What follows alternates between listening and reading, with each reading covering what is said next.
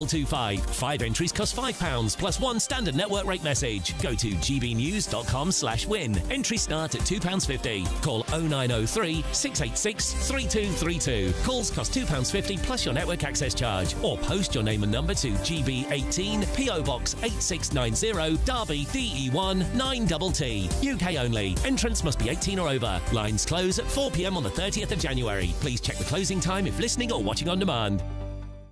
Hi, I'm Michelle Dewberry, and my show is your opportunity to cut through all the noise and dive in headfirst to some robust debates. Ideas clash. Situation, No, because the failure is you're deliberately avoiding my point. Nothing's held back. And if you think this is the end of it, wait for more. And we do not shy away from the difficult stuff. Sometimes I want to shake people and say, if only you understood. So join me on Dubes and Kerr weeknights at 6 p.m. only on GB News, Britain's news channel. Mornings don't have to be tiresome, especially if you have the right company. Wake up to news as it happens, opinion and debate, and of course, a little bit of entertainment too. Because when the kettle's on, we're on. That's Breakfast on GB News, a show worth waking up for. Every morning from 6 a.m. Only on the People's Channel, Britain's news channel. We'll spread the news, you spread the word. From the school run to the home run, watch a new show for all of Britain. So he can say whatever he wants. A straight-talking show where all voices are heard. And, you know, when are we going to stop talking about smashing the gangs and actually do it? With the stories that matter from every part of our country. There's a bit of a crash landing there for your Chancellor. Bold, fearless and standing up for you. That's me, Martin Daubney, 3 p.m. till 6 p.m, weekdays, here only on GB News. The People's Channel, Britain's news channel. Westminster's full of talk, but out here, it's the real world. Am I allowed to talk now? No, that's it. This is where it matters, real people and real lives. That's what politics is all about. In fact, this Trump made a good start. No. Straight answers, no spin, and just a couple of pints. How many fingers have I got up? About 10. So join me for Lee Anderson's Real World every Friday at 7 p.m, only on GB News. The People's Channel, Britain's news channel.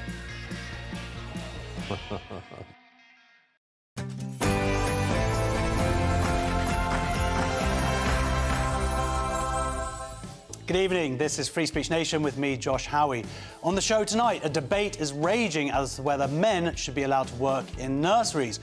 Also, we'll be asking what scrapping jury trials and bringing in facial recognition says about the state of liberty in the UK. Puberty blocker trials are back. What are the implications for children's safety? We have Andrew Doyle tuning in from America, also about the revelations on the new WPATH files that have been released, and later we'll be looking at subjects such as alleged overuse of the term far right and the plight of free speech at our universities. And we've got comedians answering some crazy culture developments from our live studio audience. But first, the news with Aaron Armstrong.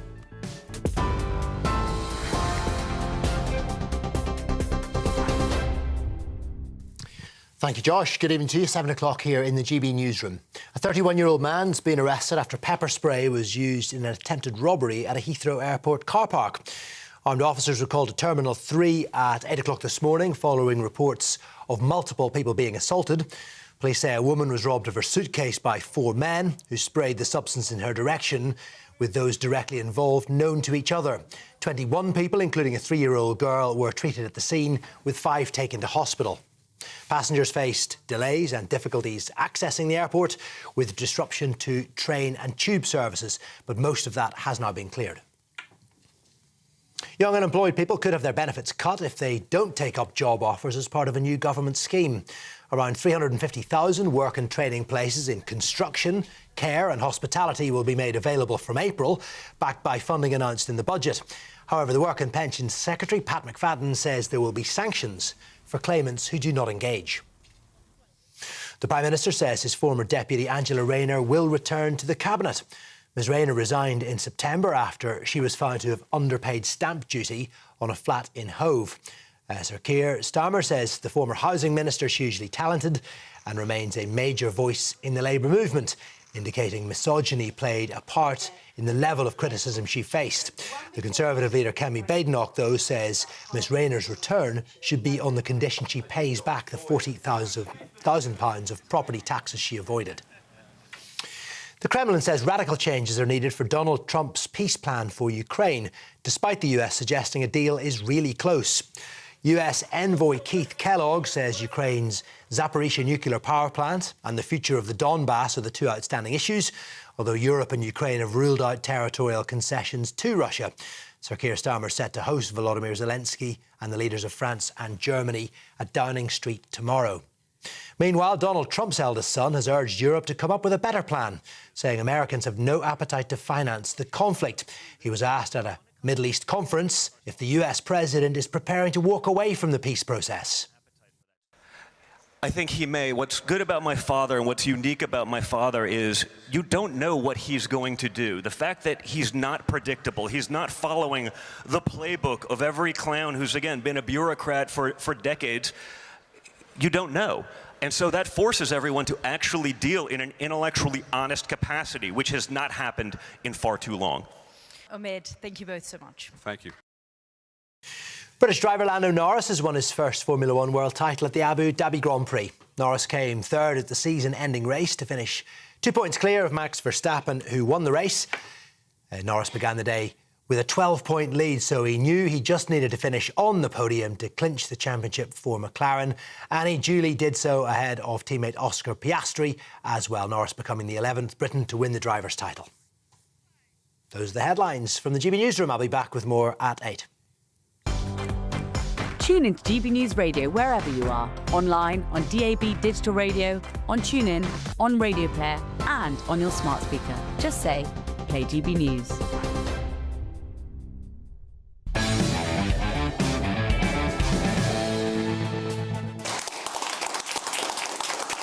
Welcome to Free Speech Nation with me, Josh Howie. This is a show where we cast our gaze across a spectrum of culture, current affairs and politics and do our best to bring a bit of common sense to that which has become senseless.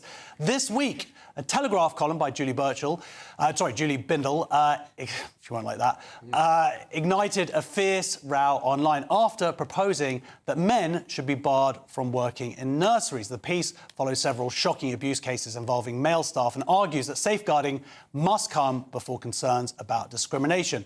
It cites official figures showing the vast majority of child sex abuse offenders are men, but some say a blanket ban is unfair, inflammatory and ignores the need for tougher vetting rather than excluding male workers altogether. Well, it's an interesting debate, and to discuss this issue, I'm now joined by the director of the education charity World Right, Ceri Dingle, and writer and women's rights activist Jean Hatchett. Welcome to the show. Thank you. This time is here. Now, we communicated earlier. It felt like you had a very clear idea, and I imagine working in a charity with children, that men should be involved, even in nurseries? Absolutely. I actually think the idea of banning men is ludicrous. And, you know, you're more or less saying that men can't bring up children. And what does that say to the millions of dads in this country or elsewhere that you're all just one step away from being a paedophile, which we know is ludicrous.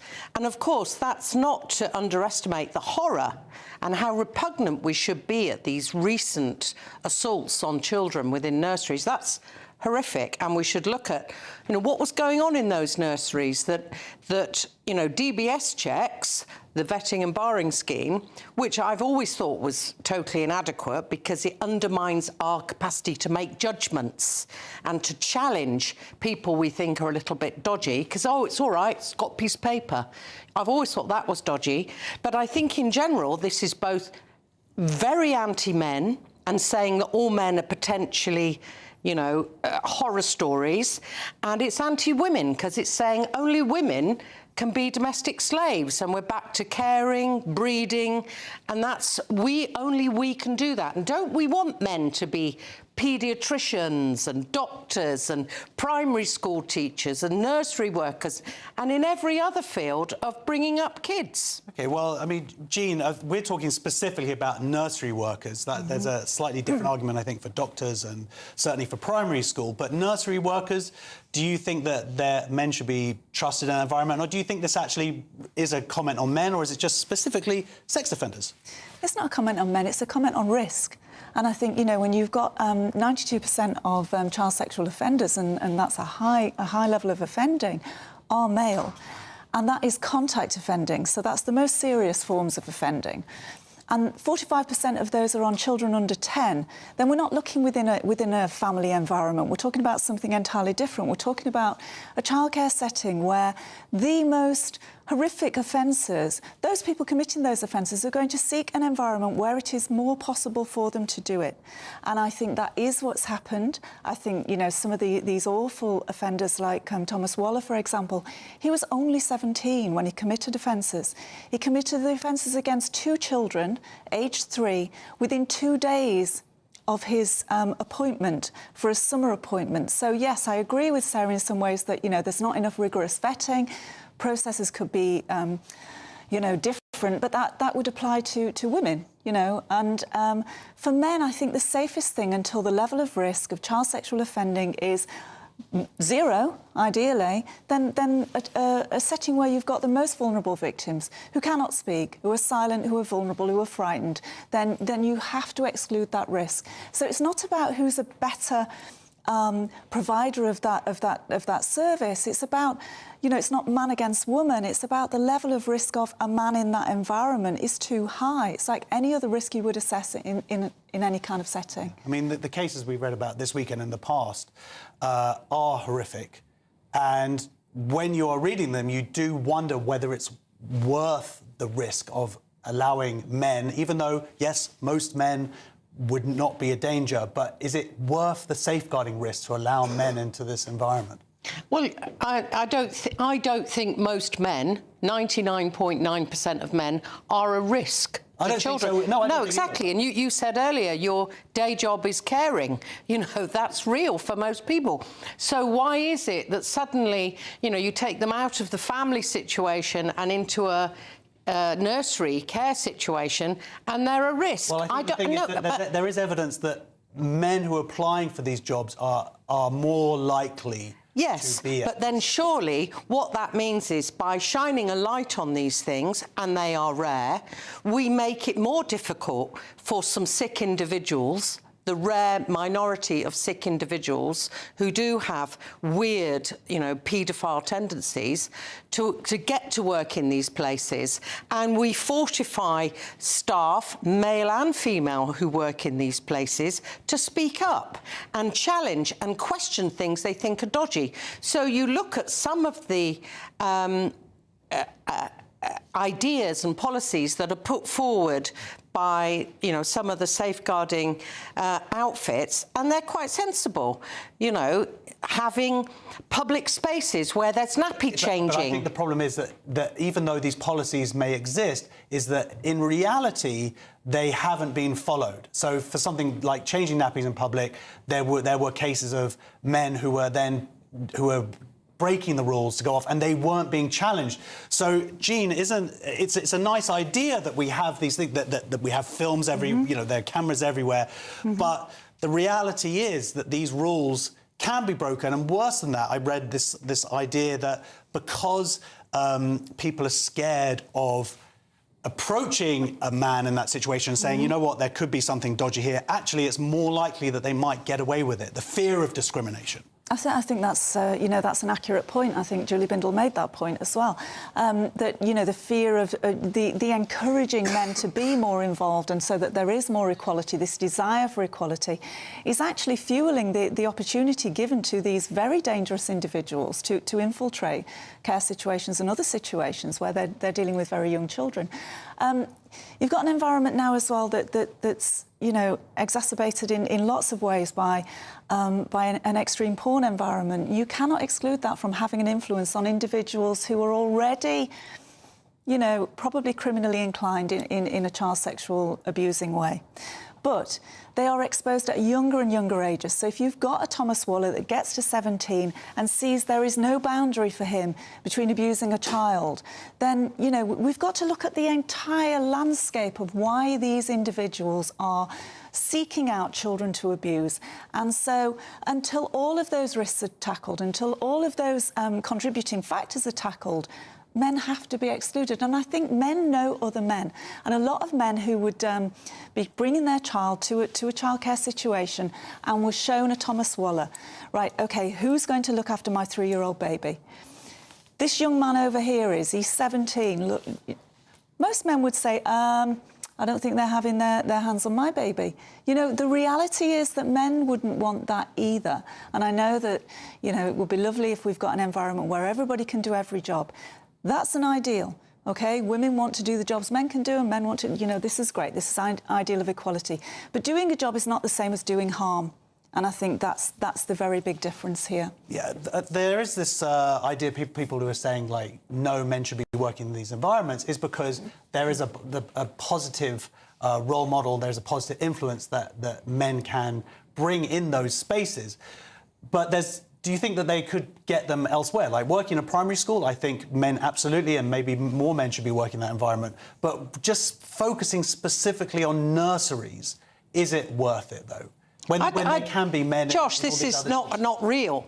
You know, if we understand that men are completely capable of bringing up kids in the home, that men can be paediatricians, men can be doctors, men can be primary school teachers, yet in a nursery they are peculiarly, you know, paedophilia in there and sexualising children. I profoundly disagree. This is a very toxic attitude to men and demeaning of men. And Jean might well be right.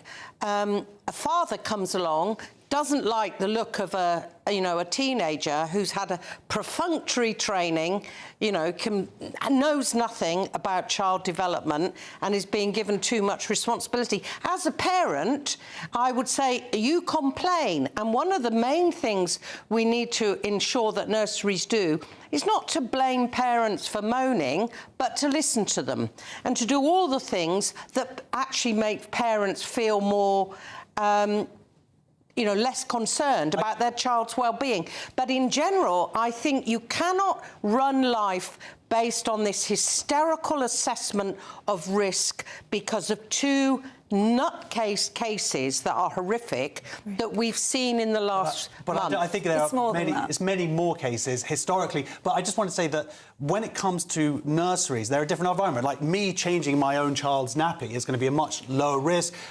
Primary schools, you're not going to be having necessarily people changing nappies. Doctors, you've got nurse there, and also that's, you know, this is a very specific environment where you have children left for the full day in arguably vulnerable situations, and also very, very young children as well. So I don't know... Well, have them in twos. You don't have to leave people alone. And if you make it clear to nursery staff that the world is watching because of what has happened, and make them understand, look, this is what has happened, so of course suspicion will be cast on nursery workers.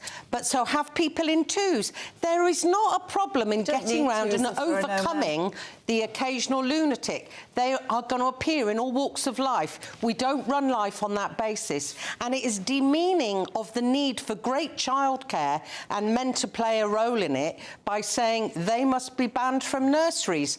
It's crazy. The easiest way to undermine the risk that we're currently presented with a number of child sexual offenders who are committing these offences, so the ideal doesn't apply. Until the risk is removed, men shouldn't be there. That's an interesting thing. I used to feel exactly the same as you, and I get very angry and like, this is not fair towards men. And now I've got 5 kids. I'm like, no, I believe exactly what Gina's saying. Anyway, thank you so much. Big round of applause, please, for Ceri Dingle and for Jean Hatchett. So we have another interval in a second. We're going to be taking questions from our audience. Stay tuned. And then we've got Andrew Doyle coming up as well. See you in a couple of minutes.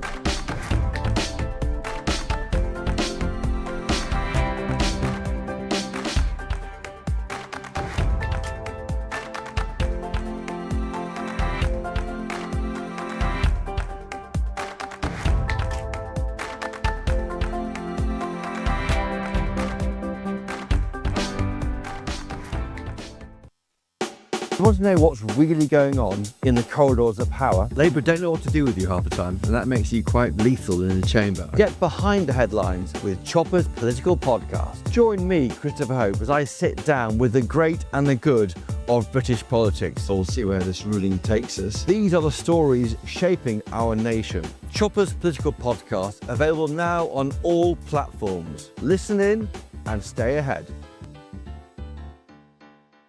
Britain deserves a newsroom that puts the facts and your voice first. Well, and that's what you get on GB News. Lively debates, lively conversation. And we're not afraid to hold power to account. And each other. So join me, Andrew Pierce. And me, Miriam Gates, for Britain's Newsroom, weekdays from 9:30 on GB News. At GB News, we love to hear from you, our loyal community.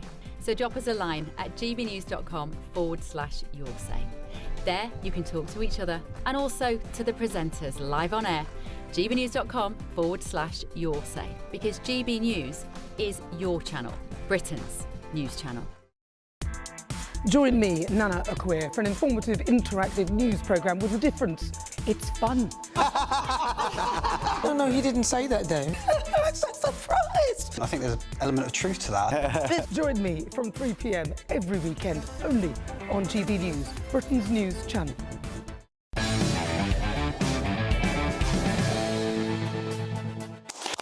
Welcome back to We're going to get some questions now from our audience. And by the way, welcome to our two comedians. Let's have a big round of applause. Archie Manners, Carey Marx. We haven't done anything yet. We just sat down. Very nice to be applauded for doing absolutely nothing. Thank you. No, that's my favourite applause. I've done nothing. I walked from over here to here. You could, not you, but most of us could have done that. I like the free applause at the beginning. It's good. Yeah. Let's see if they applaud. More, please. We go into the interval. Right. We're going to get our first question from Jonathan. Are West Midlands Police having a good week? Are West Midlands Police having a good week? West Midlands Police Chief Mike O'Hara apologised for falsely claiming MPs backed Maccabi Tel Aviv fans. He told the MPs that some intelligence cited was inaccurate or AI generated, and also, I don't know if you saw this, but he was basically said that the local Jewish community, he met up with them and they supported the Maccabi Tel Aviv ban, and actually it turns out that they actually were very much against it. Did you see this story today? Yes, I actually read it a couple of days, today, and yeah, I think it's appalling. The whole thing is wrong, because they were saying about when they put the ban in that they were worried about violence from the Maccabi fans, which itself turned out to be a false story. But I think apparently there was a Swiss team came over not long after, and I think also played Aston Villa, the young boys or something like that. And they are known for fan violence. There was no ban on that at all. And there was violence during the match. Exactly. And they were punching the police. Really? Yeah. So the whole thing smacks of being anti-Semitic to me. Yeah, well, I mean, the argument is that there could well have been violence, Carey, but it was most likely it would have been from the local community towards the Jewish football fans, and actually it wasn't really about the Maccabi Tel Aviv fans at all. But the police being caught out here, now, they're saying it was a misunderstanding. It seemed like, from watching this Home Affairs Committee give evidence, that it seemed like a lie. But they're saying, oh, no, we made a mistake, sorry. It seemed like lies on top of lies with excuses for the lies, and it's like Hamas have taught them how to dig a hole, and they've managed a really deep one, you know. One day archaeologists are going to find this hole and think there was a police who died from hubris. It's everything they've said, but it's hard to even know where to start, because the original report turned out to be completely wrong, and they claim that the report came from a consultation with the Dutch police, and the Dutch police don't know anything about it, and in actual fact said the opposite. The court cases in Amsterdam and the mayor of Amsterdam all say the opposite of what they're saying. And then it turned out they had someone who was ex-affiliated with Hezbollah who helped them with the report, and then it turned out they then claimed there was a football match where the Maccabi fans behaved badly that didn't even happen, and then they were accused of consulting AI, which they claimed didn't happen, but all the AI bots are all going, yep, sounds like us. You know, that was definitely the kind kind of thing we would do. An AI hallucination. And then they made that worse by saying that that it actually came from, this is their words, scraping social media, which in an age where social media is just this hell pit of misinformation, where we look for official bodies for actual good information, they're taking their information, by their own claim, from that. And then they claim the Jewish community helped them, which is a bit like saying that vegans were the ones who wanted the meat feast. So this is all nonsense, yeah. This is not West Midlands Police finest. No, but it never is it? I mean, when have they ever had a good week, these police forces? I love the fact they're being tricked by AI. I think that's absolutely hysterical, that actual police forces are now being duped by AI. I think Lucy Connolly should have said, I'm sorry, I didn't write that tweet, it was AI. Yeah. It seems to me completely mad. We're just going to blame everything on AI now. Yeah, the whole of the future is Elon Musk and AI. You don't have to worry about anything, it's going to be lovely. Fair enough. Yeah, it's mad. I mean, I'm not the right person to talk to about football, I'll be honest. I hate it, I'd ban it, but... Or Jews. I would not ban Jews, to be clear. Good. A spokesperson for West Midlands Police said it was never the intention of the officer to imply that there were members of the Jewish community who had explicitly expressed support for the exclusion of Maccabee fans. You have to read that out, don't Our you? next question, that was AI. Our next question is from Jeff. Bonsoir. Bonsoir. Bonsoir. How you say in French, baguette in my trousers? That was a wonderful Italian accent. Oggi si deve parlare tutte le lingue, no? Oui. Margarita. We win it. So, yes, how do you say French baguette in my trousers? Miss France 2026 has banned flirtatious and sexist expressions, introduced chaperones, swimsuit choice and restricted photos to modernise the pageant, sparking criticism from some former winners and media figures. This is mad. Miss France, surely the whole joy of is the silly innuendo. It's the silliness of it, isn't it? Yeah, a bit like Eurovision, you know, it's all potty, really, but quite fun to watch. Do these people think they're talented? I mean, all they do, the entire purpose of it is about the way they look, and therefore the jokes around it. Like, they didn't do anything to succeed at a pageant, they were just born that way. No, they want world peace. Oh, sorry, that too, yeah, obviously. But it does seem completely crazy. Although I never thought I'd hear a man called Jeff ask about his baguette in his trousers, so that's a new one for me. I'm very, very pleased with that. That's a first for me, so that's something. Yeah, I mean, they're taking away, surely, the fun. I mean, the whole... If you're going to start taking sexism out of beauty pageants, then just cancel the beauty pageant. What's left, really? I've never watched a beauty pageant. You've been in one as a contestant, haven't you? Those ones, of course. With your looks, I imagine you... And I won a few, actually, but I think it was the swimsuit part that got it. Rear of the year over there. No, I don't like the incessant smiling. I don't trust that. I always think if a woman smiles for more than a few seconds, then it looks like a cry for help. But I don't. You know, I'm kind of with them on this one. I think I don't like innuendos. I think they're just rubbish jokes, right? Most innuendos, they need a horn sound and a wink to make them funny, and you just go, well, that's obviously not comedy. It's a comedy that's died. Julian Clare is pretty funny, and he's like complete innuendo. Yeah, in his day maybe. The article had some pretty funny ones. It said they were talking about someone who was, should we say, well endowed, and they said the French expression is they've got a balcony. Yes. That's relatively amusing, isn't it? Yeah, They've got a balcony. Go and have a laugh. Fine. Fair enough. Our next question is from the very well-endowed Sean. Sorry, well-endowed. Well, I'm glad you think so, I must say. But anyway, this question is, does Till Death Us Do Part involve a sex change? Yeah, does death part include a sex change? Well, an Irish court annulled a marriage after the husband said he was unaware his spouse planned to transition, ruling there was no fully informed consent. Have you been married before? Twice and divorced twice. And neither time was to do with a sex change, I can tell you that much. But no, this sounds like a very Irish story, this one. Not something I've come across, and certainly not something I would want to come across. It would be a good Father Ted episode. Well, the partner lied, right? It was basically a bait and switch with genitals. And I think most heterosexual men on a honeymoon morning don't really want to wake up with something rubbing their back and the person whispering in their ear, surprise. This show's become filthy. You know, What's happening? Well, no, that's what the story is. We've gone through baguettes, Jeff's baguette, and you're rubbing people's backs. I'm sorry if I'm dealing with the actual story. Gosh, Harry, what's happened to Free Speech Nation? We used to talk about, you know... No one wants a plot twist in a marriage at that point, is what I'm saying. I'm pretty sure my father will support this on the grounds that he's got 5 or 6 other things he now doesn't like about my mother and would think that's legitimate grounds for divorce. So I think it's going to open.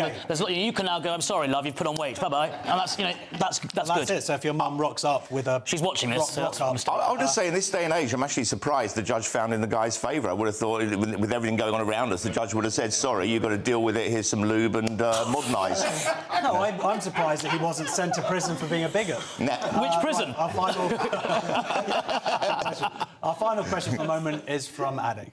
Always wanted to know, Josh, are Christmas jumpers offensive? Yeah, Christmas jumpers offensive. HSBC has banned staff from wearing Christmas jumpers in its branches, citing sensitivity to customers, but allows festive team events and decorations there. So you're wearing your Christmas Marks and Spencer top there. First court appearance suit. It's good that you got out of prison. What do you think? Are you offended by Christmas jumpers? Yeah, completely. The colours, the design, of course. But on a serious side, actually, it's quite offensive to be offended, because you're expecting Christmas certain things, the tacky decorations, the tacky colours, and the Christmas is one of them. I mean, fine. You're expecting it, it's part of the culture, and it's quite easy to start erasing Christianity in this country, and that's really easy to do. Try to do something else or some other religion, screaming. True, but most Christmas jumpers don't reflect Christianity. I very rarely see one with a cross or with the birth of the Virgin Mary giving birth is not usually on a jumper, although it would be amusing. How about when Jesus built a snowman? Well, famously in Nazareth, it was, covered in snow, wasn't it? So chilly. I agree with you. I just think they're naff. I ban them on the grounds they're ghastly. At Coots, they don't wear Christmas jumpers. No, my bank doesn't at Coots. Is it HSBC? I don't go there. No. I agree with both points you made, because I think they're naff. They are naff, aren't they? I did a gig the other day, just a few days ago, and the whole audience were wearing Christmas jumpers. It was like performing to an advent calendar. It was like some people look like they lost a bet, and other people look like they were the bet. So I don't really like them. But the bank have said, and I also agree with your other point, because I find offensive generally offensive. People getting offended all over the place. It kind of makes things. Has anyone ever in the history of humankind been offended by a Christmas jumper? I mean, this is some. I was about to use a rude word. Yes, this is some clown in HSBC going, we better do this to make someone happy. But who are they making happy? But it's not to make happy. They're saying because poor people might be offended going into the bank. But what will offend or upset poor people? Poor people don't go to banks by definition. It's the bank itself. The banking crisis was done by men in suits. It wasn't blameable on the jumpers. So yes, it's very silly. Will you wear a Christmas jumper for your Christmas special? Can we commit now on air that we're going to put you in a really naff Christmas jumper? Jumpers. How about an HSBC jumper? OK, there is a RR here. So, HSB says, we are encouraging colleagues to celebrate Christmas in branches. However, it's important to also remember that branches are spaces where customers receive a wide range of specialist services that require professionalism and... Boring. Next on Free Speech Nation, Britain under watch. Facial recognition cameras could soon scan everyone, and digital ID cards may put your privacy at risk. Are we headed for a surveillance state? See you in 2 minutes.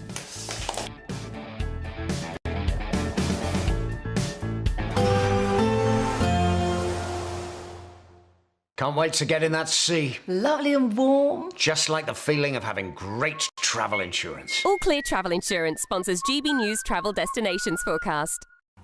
Hello there. It's still pretty unsettled in the eastern Mediterranean over the next few days. There will be some heavy showers and thunderstorms around too. But across Iberia and actually most of the Canary Islands and Madeira, it's largely fine, and there'll be plenty of sunshine on Monday. Just a few showers for northwestern parts of Spain and Portugal. Sunny for most of Italy too, but we run into more in the way of showers and stronger winds pushing down across parts of Greece and into Turkey. But overall, over the next few days, there's lots of sunshine to be enjoyed, and it will feel fairly warm. All Clear Travel Insurance sponsors GB News Travel Destinations Forecast. Hello there, a very good evening to you. Hope you've managed to have a lovely weekend, although I'm sure many of us probably retreated to indoor activities at some points today. We've been seeing rain sweeping its way across the UK. It is continuing its journey north-eastwards, heading towards the Northern Isles, so quite a wet evening to come here, but there will be some clearer spells arriving behind that. Another band of showers, though, sweeping their way in from the west. These could be quite heavy with some hail and thunder in the mixture. Underneath all of that, though, it will be a fairly mild night, some of us even holding up in double-digit figures. But for parts of northeastern Scotland, where we have some clearer skies overnight, we may just drop down towards low single figures, maybe just about freezing in some very sheltered rural valleys. We could still see a few rumbles of thunder on that system as it continues through across Monday morning, so do be aware when you are travelling to work. But there will be some brighter, drier intervals moving in behind that as well. Potentially, though, a few outbreaks of rain still lingering for some areas of England and Wales, and generally the cloud will tend to build from the south as we move throughout the day. Any of that sunshine turning hazier, and generally those skies much greyer as we head towards the end of the day. We do hold on to a fairly notable breeze across many areas as well, but temperatures still a touch above average for the time of year. They'll be ranging between 8 and 9 degrees Celsius in the north, 13 and 14 further south. Overnight, though, into Tuesday, our attention will increasingly turn to an area of low pressure that is going to move in from the southwest. This has the potential to bring much more disruption with its quite heavy pulses of rain swinging their way through and some very strong winds, and there are wind and rain warnings issued for parts of Wales, southwest England, as well as northwestern England throughout the day on Tuesday. Another wind warning comes into force across the northwest of Scotland for the second half of Tuesday and into Wednesday.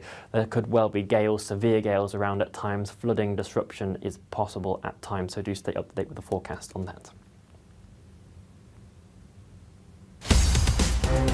In the GB Newsroom, we bring you the news as it happens. With our team of dedicated journalists across the UK, we're ready to keep you up to date with what's happening every half an hour, every single day. Bulletins here on GB News, the People's Channel, Britain's news channel. Britain deserves a newsroom that puts the facts and your voice first. Well, and that's what you get on GB News. Lively debates, lively conversation. And we're not afraid to hold power to account. And each other. So join me, Andrew Pierce. And me, Miriam Cates, for Britain's Newsroom, weekdays from 9:30 on GB News. At GB News, we love to hear from you, our loyal community. So drop us a line at gbnews.com/yoursay. There you can talk to each other and also to the presenters live on air. gbnews.com/yoursay, because GB News is your channel, Britain's news channel.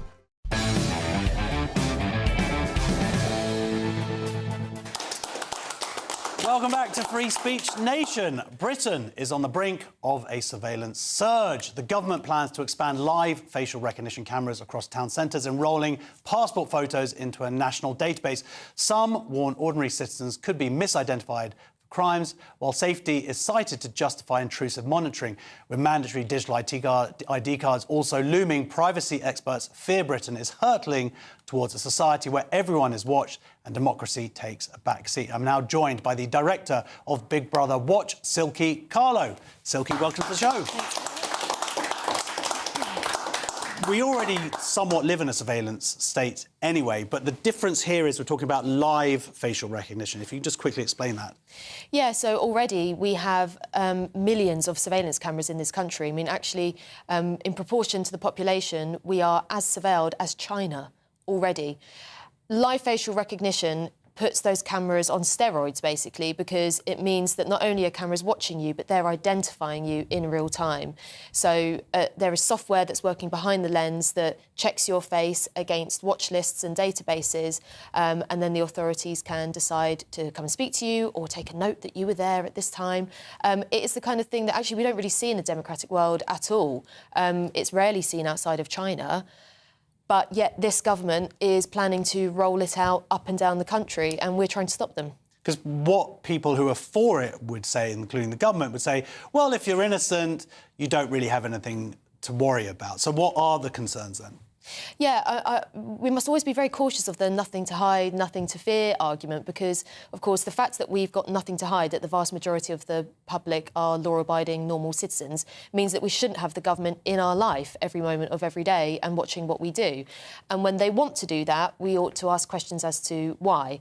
I'm like everyone else, I live in London. Like everyone else in the country, I want to be safe from crime, but I also want to be safe from an overbearing authoritarian government, and I don't want to live in a surveillance state. That's why I live in Britain, which is supposed to be a free country. And I'm a bit worried that not only with the live facial recognition cameras, but the mandatory ID cards, two things that are game-changing in this country that affect each and every one of our rights and our justice system that we never voted for.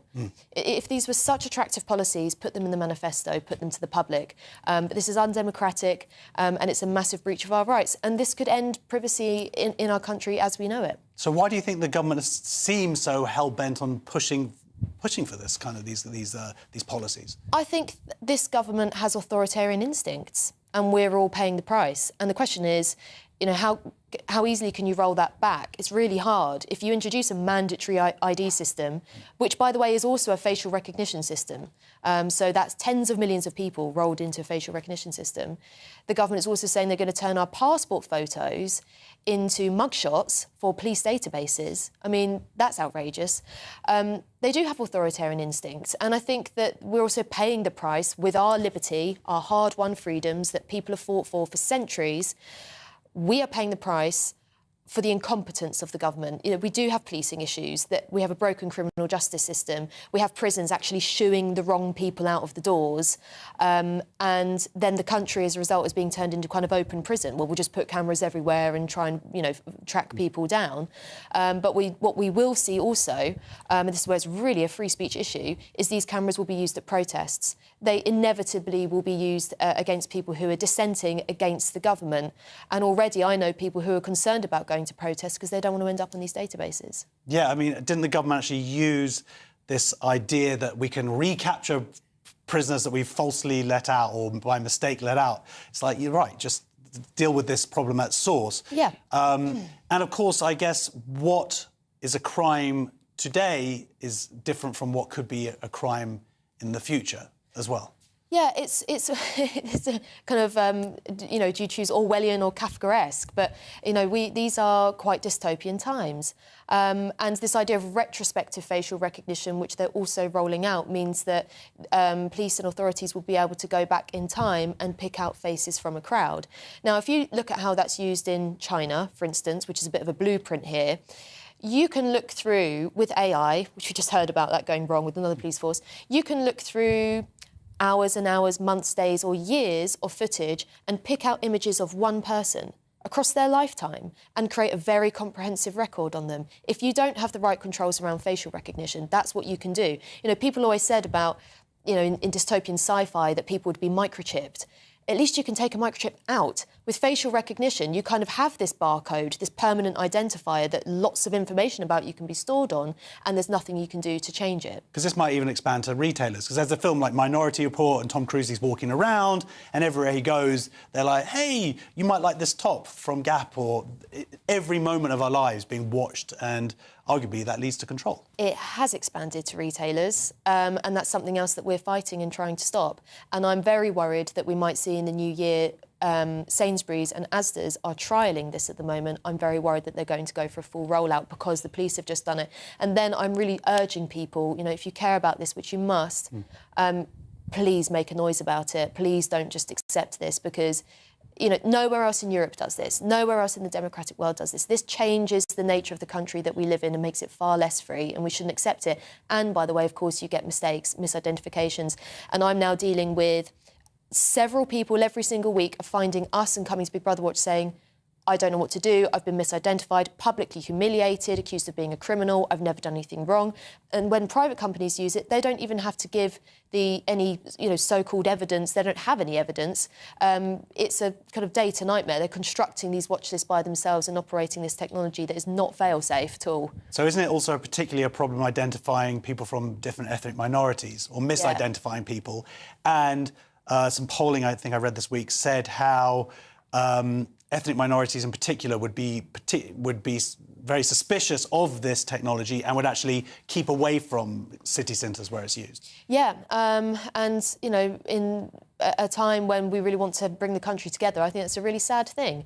But we can also, I think, see why, because police forces in particular are targeting ethnic minority areas with this technology.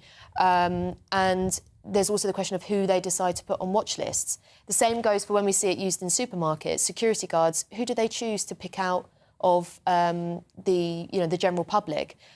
People who, you want to make sure you're well dressed when you go to the supermarket in the future, because judgments are going to be made about people, and they will be assuming who they want to watch and flag when they enter the store. Well, I wear a suit with big pockets. Yeah. Which is a big help. So you mentioned what people can do to action. I imagine writing to their MP, your organisation, Big Brother Watch. Are there any? There've been some protests, I think, about digital ID, but is it just an issue that we're all just going to have to fully get on board and start going to protests and start paying attention to? I think so, or supporting groups like us who are taking action on this. There's no time to waste. Big Brother Watch tomorrow, we're going to be on Parliament Square protesting against the mandatory digital IDs. You can go to no-to-digitalid.co.uk, stopfacialrecognition.org.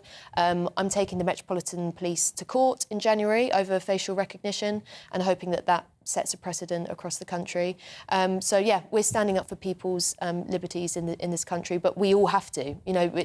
Now is the time. We're on the brink of a massive, massive change. We've beaten mandatory ID cards and this kind of overbearing surveillance before, and we can do it again. OK, then, well, big round of applause, please, for Silkie Carlo. Big Brother Watch.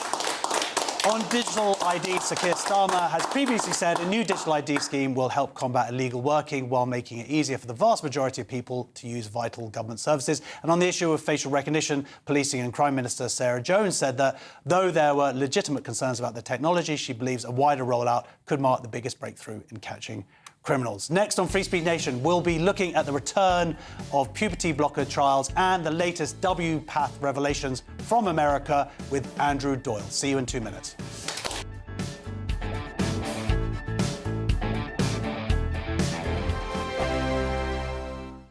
I'm Michelle Dewberry. This is Jubes & Co with you. Hello everyone, Patrick Christie is here. GB News. Britain's news channel. Access the stories that matter to you. Take the GB News family with you on any device. And as long as you have an internet connection, tune in to GB News anywhere on the planet or beyond. GB News, the People's Channel, Britain's news channel. Hi, I'm Michelle Dewberry, and my show is your opportunity to cut through all the noise and dive in headfirst to some robust debates. Ideas clash. Situation, isn't it? Because the failure is... You're deliberately avoiding my point. Nothing's held back. And if you think this is the end of it, wait for more. And we do not shy away from the difficult stuff. Sometimes I want to shake people and say, if only you understood. So join me on Jubes & Co weeknights at 6 p.m, only on GB News, Britain's news channel. Mornings don't have to be tiresome, especially if you have the right company. Wake up to news as it happens, opinion and debate, and of course, a little bit of entertainment too. Because when the kettle's on, we're on. That's Breakfast on GB News, a show worth waking up for. Every morning from 6 a.m. Only on the People's Channel, Britain's news channel. We'll spread the news, you spread the word.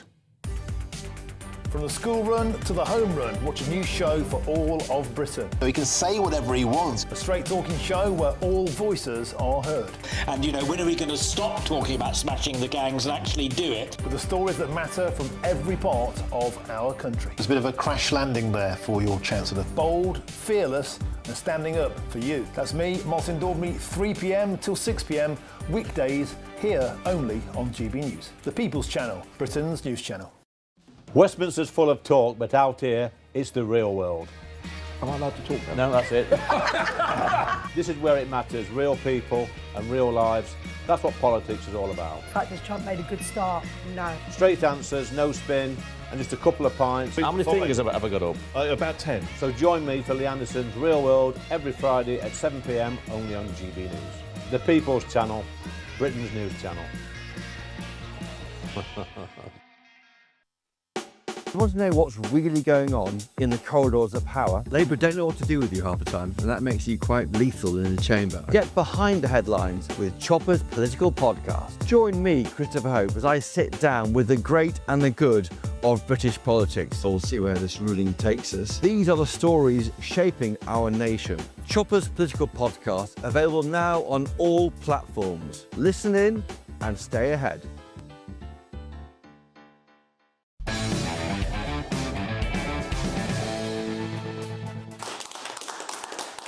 Welcome back to Free Speech Nation. Newly surfaced videos from US medical conferences appear to suggest some clinicians discussing non-standard gender-affirming procedures for young people, whilst in the UK, NHS England now rules out such approaches with the 2024 CAS review warning that evidence for medical treatments in minors is limited and called for a cautious, research-led model of care. Well, I'm now joined by comedian and writer and former host of Free Speech Nation, Andrew Doyle. Is that... Hey, look... Oh! Look at this futurist. Are you coming from the future, Andrew? Like I'm in some sort of, sci-fi chamber or something. It's actually just my bedroom. Oh, okay. I hate to disappoint you. Fair enough. So this week, now you covered about a year ago now the release of the WPATH files. I think you were the only show in the only channel in the country to actually comprehensively cover this. And now we have more revelations coming out. Yeah, absolutely. People should be aware WPATH is the World Professional Association of Transgender Health. This is the world's leading body which advises all sorts of institutions about how to approach individuals, vulnerable individuals, often minors, who are expressing concern about their what we call gender identity. So it's even influenced the NHS here as well, of course. So it's a very, very important body. The WPATH files in March 2024 that were leaked to journalist Michael Schellenberger, written up in a comprehensive report by Mia Hughes, revealed that a lot of these so-called medical professionals are really activists. They are individuals who are fully aware of the potential dangers of this experimental treatment and are pushing a kind of pseudoscience because of their ideology, their belief that if someone, a child, say, goes to a doctor and says, I feel like I'm not a boy, I'm actually a girl. In other words, I have a gendered soul within me that doesn't match my body. They believe that the approach to that is medicalization, drugs, treatment, eventual sterilization. They don't believe that it should be a psychotherapeutic approach, which is, of course, the way that you should go about it. Now, the WPATH files were quite the revelation. The BBC hasn't to this date mentioned them, but it really is the biggest medical scandal of our lifetime because it shows that all of these medical institutions are conducting this experimental procedures on individuals who cannot give consent. That was the key finding of the WPATH files. The people involved know that many of the patients cannot possibly give informed consent. What's happened this week is that the Free Press has written an article. The Free Press has analysed hundreds of videos of WPATH's conferences where gender clinicians get together to discuss their approach. These videos, they tried to hide these, by the way, but they've been released because of a lawsuit taking place in Alabama. A number of families are suing, saying that there's no evidence for this kind of treatment, on their adolescent children. And so all of these videos have now been released, and it turns out it's worse than we thought. Like I can give you a direct quotation here. So we've actually got, for instance, on a panel on non-binary surgeries, we have an endocrinologist called Leighton Seal, who admits, he says, we are doing procedures here where we don't have outcome data. That's a direct quotation. And then another treatment provider chips in this conference and says, this is a direct quotation, I'm not making this up, I feel like we're all just winging it, and which is okay, you're winging it too, but maybe we can just wing it together. No wonder WPATH didn't want these videos to come out. Because we are talking here about medical treatment for children. So the idea that doctors are actually just talking about winging it and going along with it is terrifying, right? Absolutely. And they wouldn't have released this stuff. I mean, there's even reports that they tried to destroy some of this footage. But if it wasn't for the fact that the Alabama state has subpoenaed WPATH and forced these videos out in the open, we wouldn't know about it. And as you say, there are children. Underage children who have undergone mastectomies, double mastectomies, to have the removal of healthy breast tissue in America. We've had children who've been put on dangerous puberty blockers with as the CAS review revealed, there's no evidence that these are in any way valid or useful.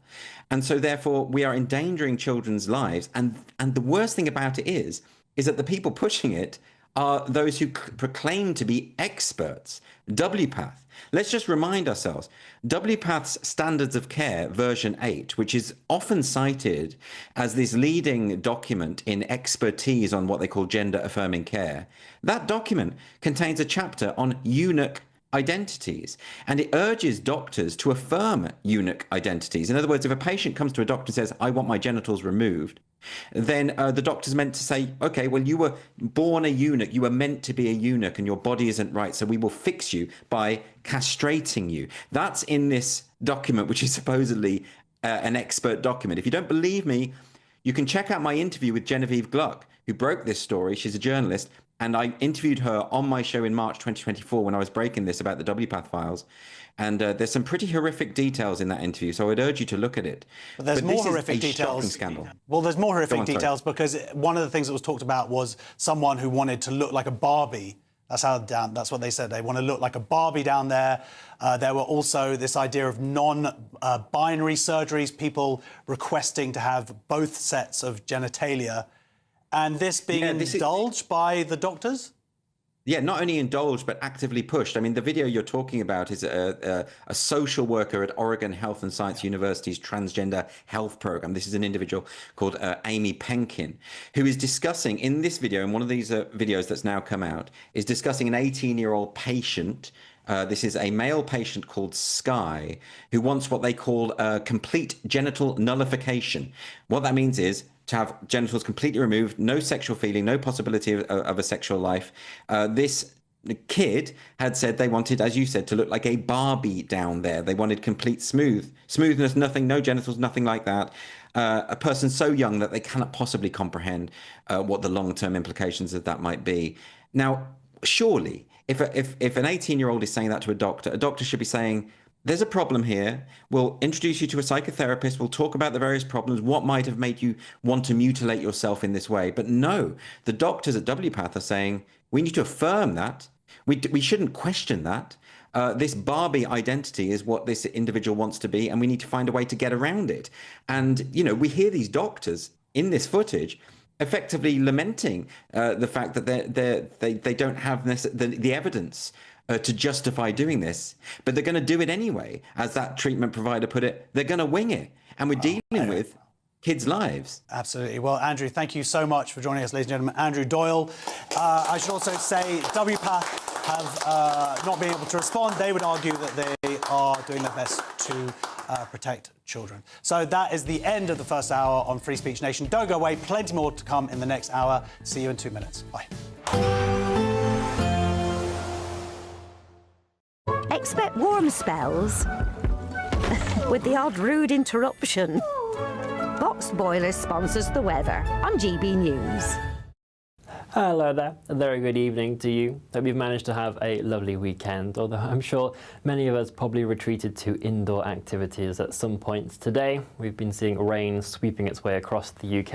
It is continuing its journey north-eastwards, heading towards the Northern Isles, so quite a wet evening to come here, but there will be some clearer spells arriving behind that. Another band of showers, though, sweeping their way in from the west. These could be quite heavy with some hail and thunder in the mixture. Underneath all of that, though, it will be a fairly mild night, some of us even holding up in double-digit figures. But for parts of northeastern Scotland, where we have some clearer skies overnight, we may just drop down towards low single figures, maybe just about freezing in some very sheltered rural valleys. We could still see a few rumbles of thunder on that system as it continues through across Monday morning, so do be aware when you are travelling to work. But there will be some brighter, drier intervals moving in behind that as well. Potentially, there are a few outbreaks of rain still lingering for some areas of England and Wales, and generally the cloud will tend to build from the south as we move throughout the day. Any of that sunshine turning hazier, and generally those skies much greyer as we head towards the end of the day. We do hold on to a fairly notable breeze across many areas as well, but temperatures still a touch above average for the time of year. They'll be ranging between 8 and 9 degrees Celsius in the north, 13 and 14 further south. Overnight, though, into Tuesday, our attention will increasingly turn to an area of low pressure that is going to move in from the southwest. This has the potential to bring much more disruption with its quite heavy pulses of rain swinging their way through and some very strong winds, and there are wind and rain warnings issued for parts of Wales, southwest England as well as northwestern England throughout the day on Tuesday. Another wind warning comes into force across the northwest of Scotland for the second half of Tuesday and into Wednesday. There could well be gales, severe gales around at times. Flooding disruption is possible at times, so do stay up to date with the forecast on that. Expect warm spells with the odd rude interruption. Boxed Boilers sponsors the weather on GB News. We want to make the new year your best year yet, with a chance to win our greatest cash prize to date. A simply stunning £85,000 in tax-free cash could be yours. Treat the family to that bucket list holiday you've always fancied. Get your dream car you've always wanted. Or just relax, safe in the knowledge that the coming year is on us. For another chance to win £85,000 cash, text cash to 63225. One entry costs £2.50 plus one standard network rate message. Or text bonus to 63225. 5 entries cost £5 plus one standard network rate message. Go to gbnews.com/win. Entries start at £2.50. Call 0903 686 3232. Calls cost £2.50 plus your network access charge. Or post your name and number to GB18 PO Box 8690 Derby DE1 9TT. UK only. Entrance must be 18 or over. Lines close at 4 p.m. on the 30th of January. Please check the closing time if listening or watching on demand. Good luck. Decisions made in Washington aren't just shaping America, they're shaping Britain too. From migration to global security, from crime to health. Whatever happens in the White House today will be felt in your town or city tomorrow. That's why The Late Show is live from Washington, D.C. Cutting through the politics to show you what it all means for Britain. The Late Show live every night at midnight. Only on GB News, Britain's news channel. Britain deserves a newsroom that puts the facts and your voice first. Well, and that's what you get on GB News. Lively debates, lively conversation. And we're not afraid to hold power to account. And each other. So join me, Andrew Pierce. And me, Miriam Cates, for Britain's Newsroom, weekdays from 9:30 on GB News. Hi, I'm Michelle Dewberry, and my show is your opportunity to cut through all the noise and dive in headfirst to some robust debates. Ideas clash. Situation, no, isn't it? No, because the failure is you're deliberately avoiding my point. Nothing's held back. And if you think this is the end of it, wait for more. And we do not shy away from the difficult stuff. Sometimes I want to shake people and say, if only you understood. So join me on Jubes and Kerr weeknights at 6 p.m. only on GB News, Britain's news channel. Join me, Nana Akwe, for an informative, interactive news programme with a difference. It's fun. No, he didn't say that, Dave. I'm so surprised. I think there's an element of truth to that. Join me from 3 p.m. every weekend, only on GB News, Britain's news channel. In the GB Newsroom, we bring you the news as it happens. With our team of dedicated journalists across the UK, we're ready to keep you up to date with what's happening every half an hour, every single day. Bulletins here on GB News, the People's Channel, Britain's news channel.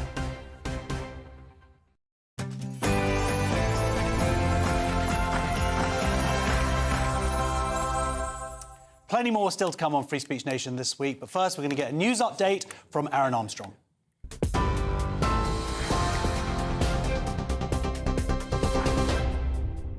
Very good evening to you. 8 o'clock here in the GB Newsroom.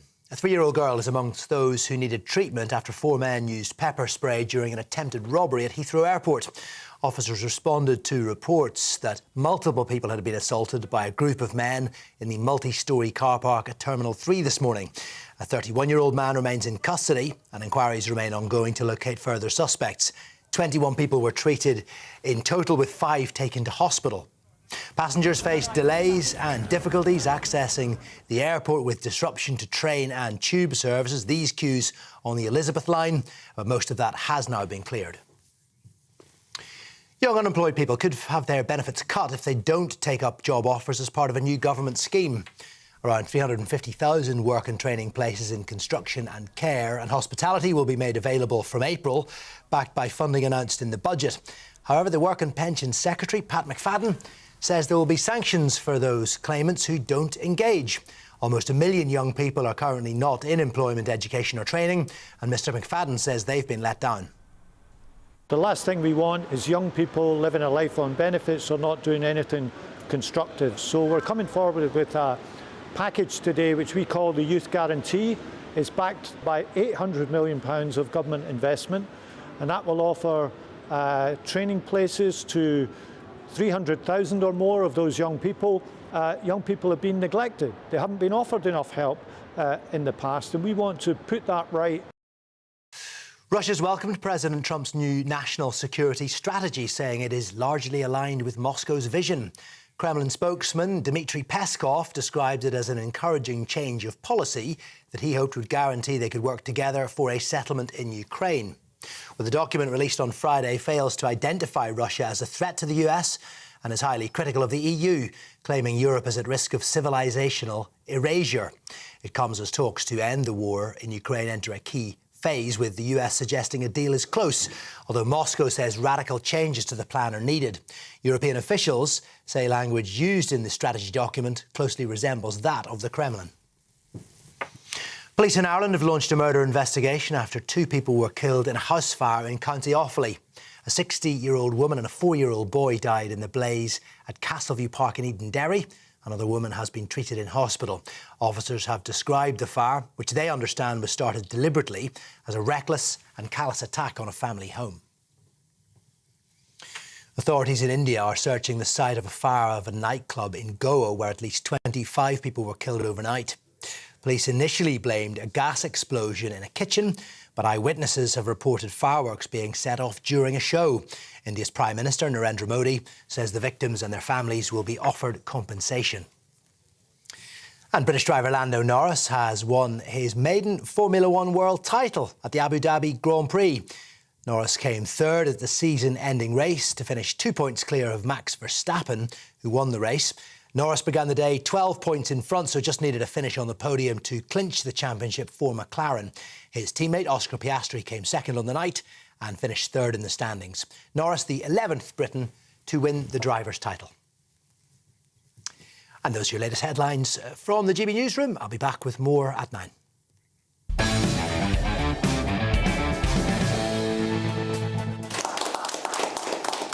Welcome back to Free Speech Nation. Now, lovies like Paloma Faith and Lenny Henry have put their names to a new cause, Together Against the Far Right, with demonstrations planned for March. This new urgency comes after a statement issued by the campaign saying that for the first time we face a far-right party topping the polls. But is the term far-right appropriate when many believe that they have legitimate concerns about illegal migration and a more muscular Islamism that is leaving our social fabric fraying? And aren't people devaluing the term far-right if it is bandied around so liberally? Well, I'm going to discuss this now with the editor for Spite, Tom Slater. Welcome to the show. You big far-right person, you. Exactly. I'm quaking in my boots, as I'm sure the rest of the nefarious movement. But it's not as if we go to our celebrities, I should say, for informed political analysis. But when you've got a statement like this, which is also backed by a lot of politicians as well, a lot of people in civil society, saying that a far-right party is topping the polls for the first time ever. And, you know, you might have thought you'd slipped into a coma then, like the BNP had made an unlikely comeback. But, of course, they're talking about reform.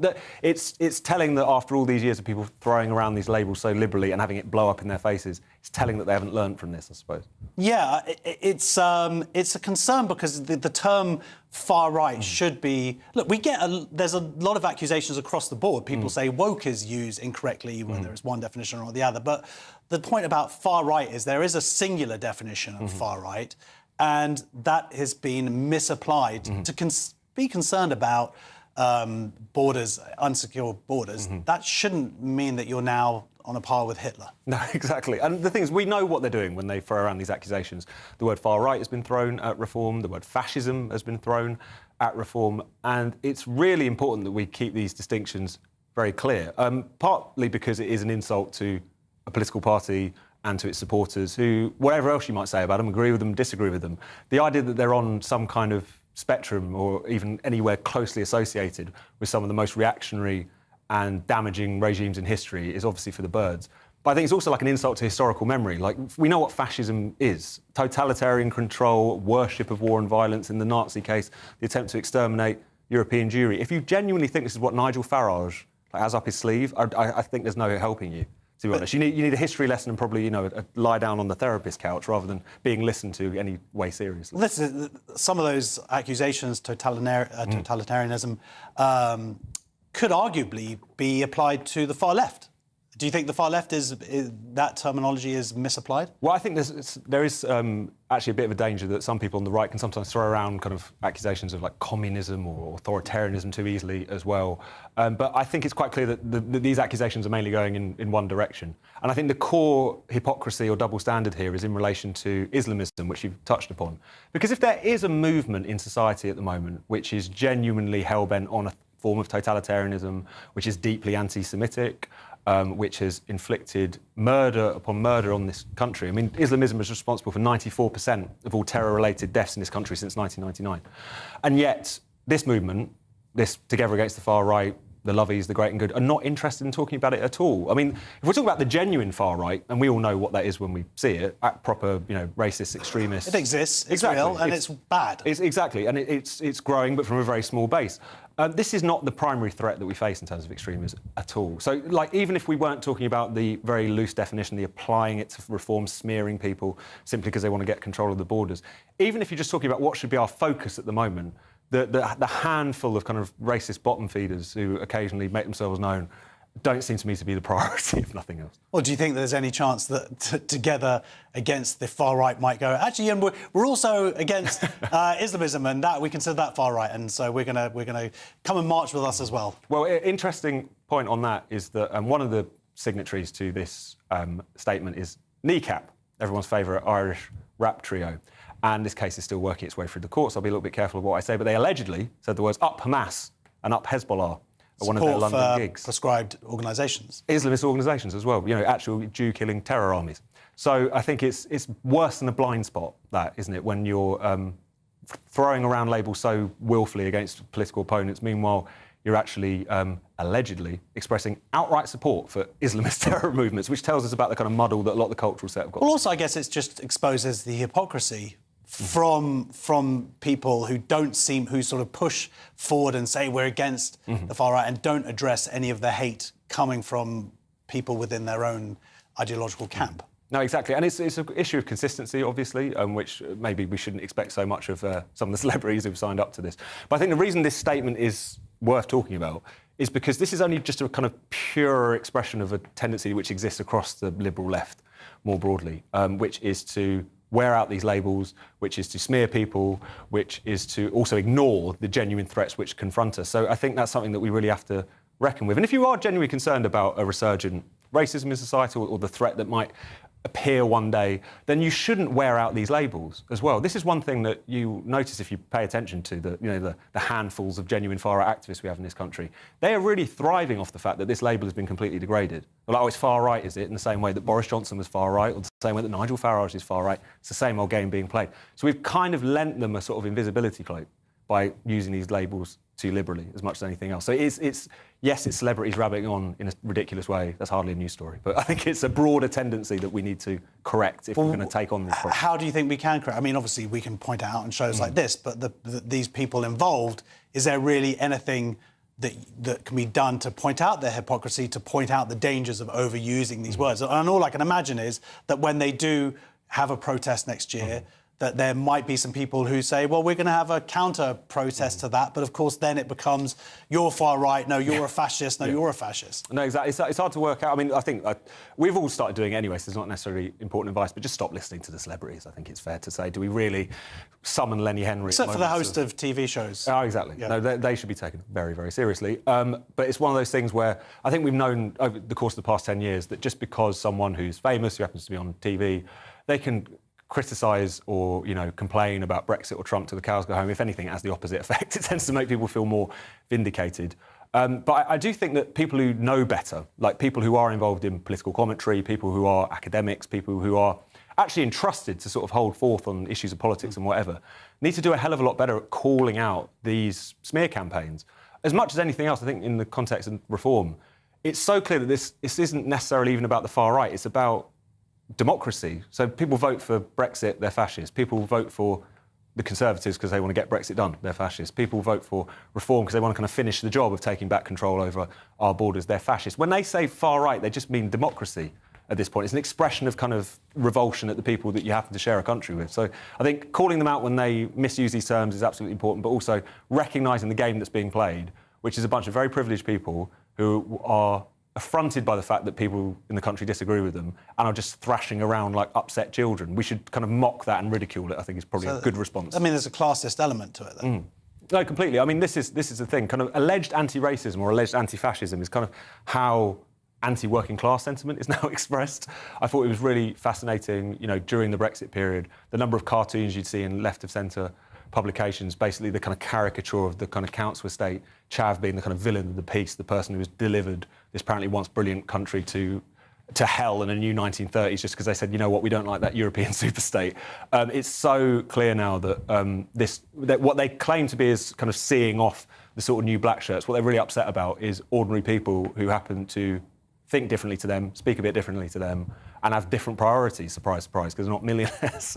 And yet that's what a lot of this is about, really, at root, I think. Yeah, well, I don't think they're going to be misusing the term far right anytime soon. Of course, it brings to mind, finally, that the meme, which is the sort of where the posts of left-wing have changed over the last years, where pretty much if you don't vote for Greens or your party, whatever they end up being called, then you are now you're far right if you're still a Labour supporter. No, I think that's really worth pointing out, because the extent to which there has been a sort of radicalisation on what we broadly call the political left, these labels aren't always very useful these days, but you know, they're holding to positions that, you know, a previous generation would have found laughable. The idea that men can become women, this was not, you know, accepted doctrinal, you know, left-wing thought until about 5 seconds ago.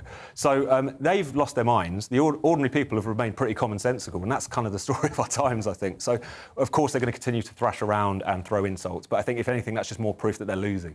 Really. Well, anyway, ladies and gentlemen, a big round of applause. Tom Slater from Spike. Next on Free Speech Nation, we're going to have our audience questions. That's coming up in 2 minutes. See you in a sec.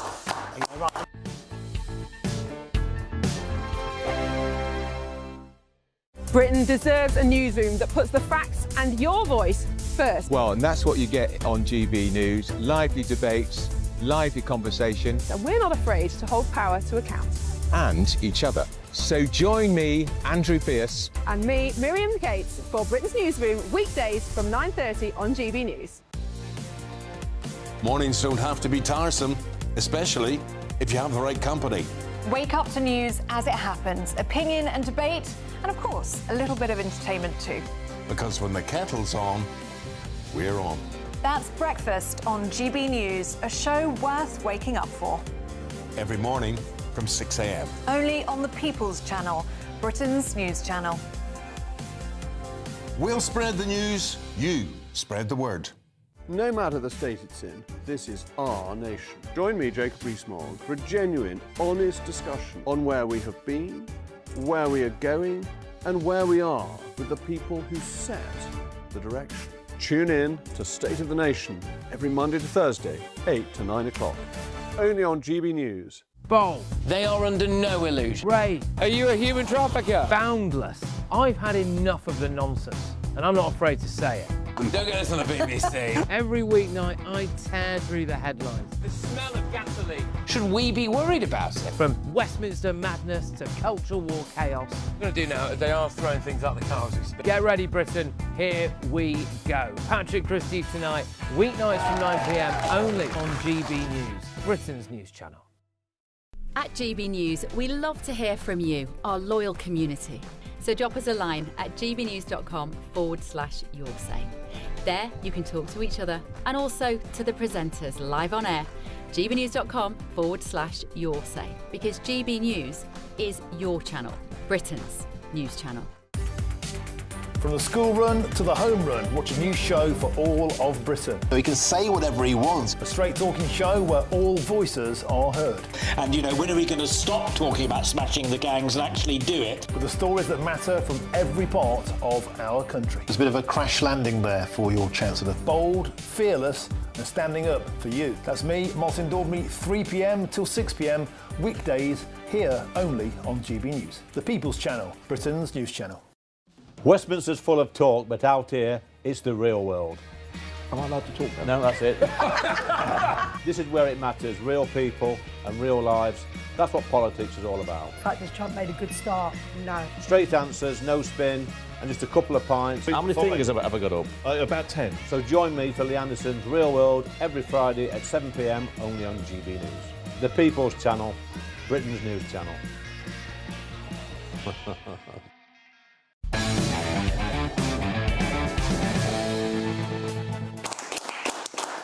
Welcome back to Free Speech Nation. So my comedian guests again this evening are Carey, Marx and Archie Manners. Let's do a round of applause. We love it. We love it. We love it. We love a good clap around. We're going to go to some more questions from our audience. Our first question is from Mark. Yeah, good evening.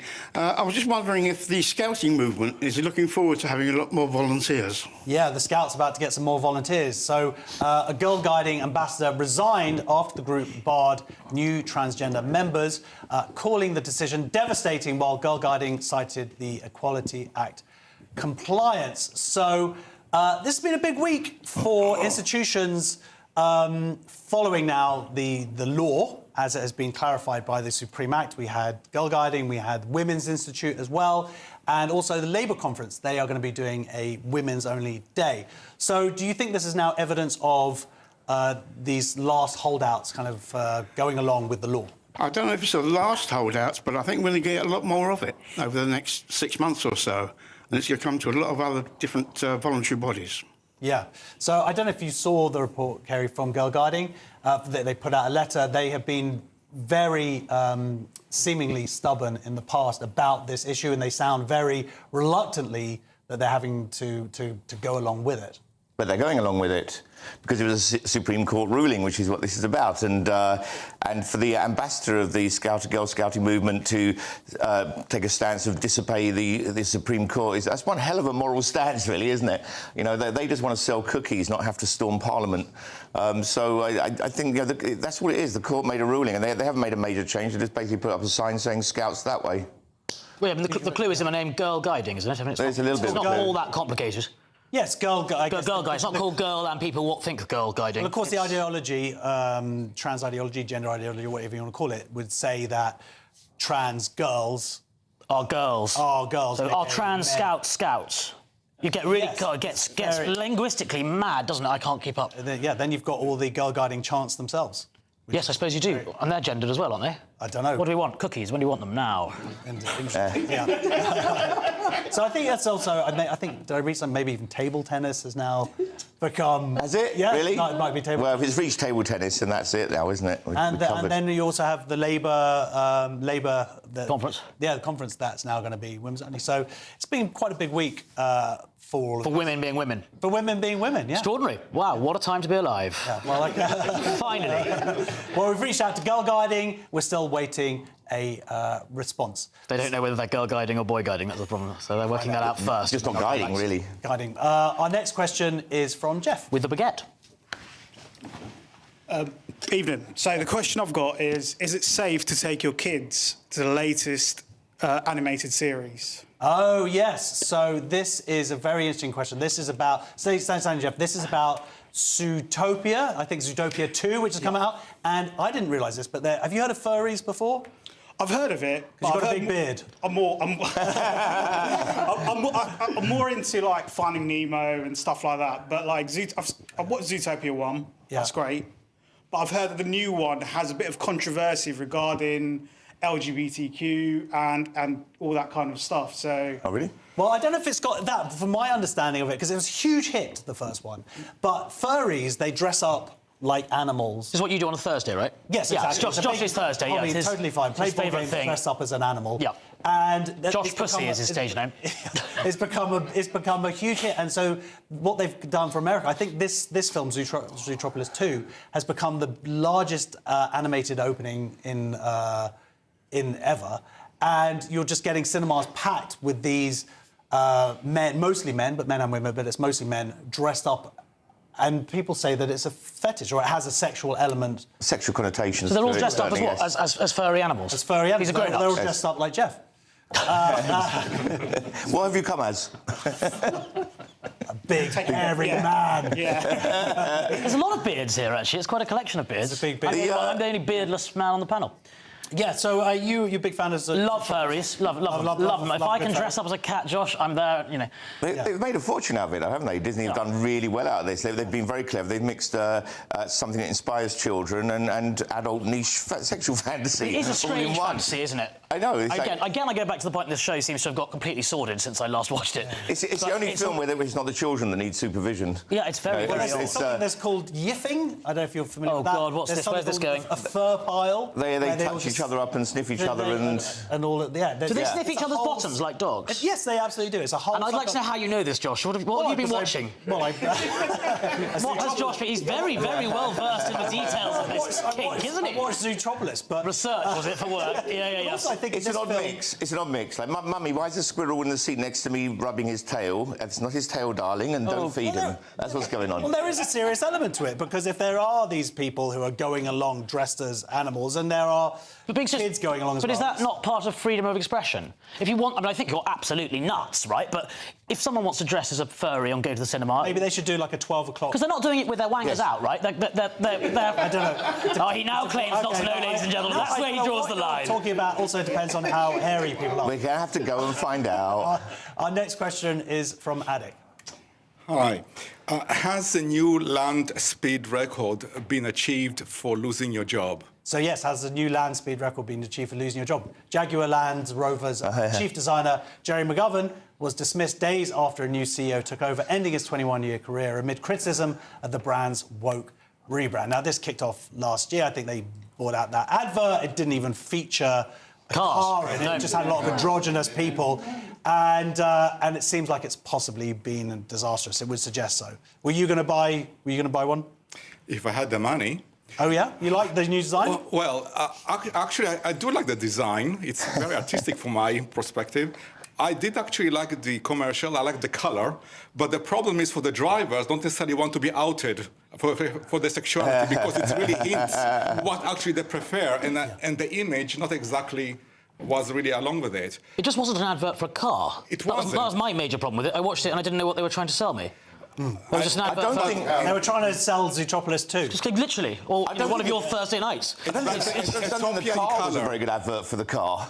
I have no idea or for about a car in general. It's like it was supposed to be futuristic. It looked like some kind of Poundland toaster with wheels. It was like what you'd get if you mixed Tesla with a Lego brick, you know, and it had an awful baby. That was it was ugly. It was like a it was like if Apple designed a hearse. I think is pretty much what was going on there. It was. Would you drive that thing? I wouldn't.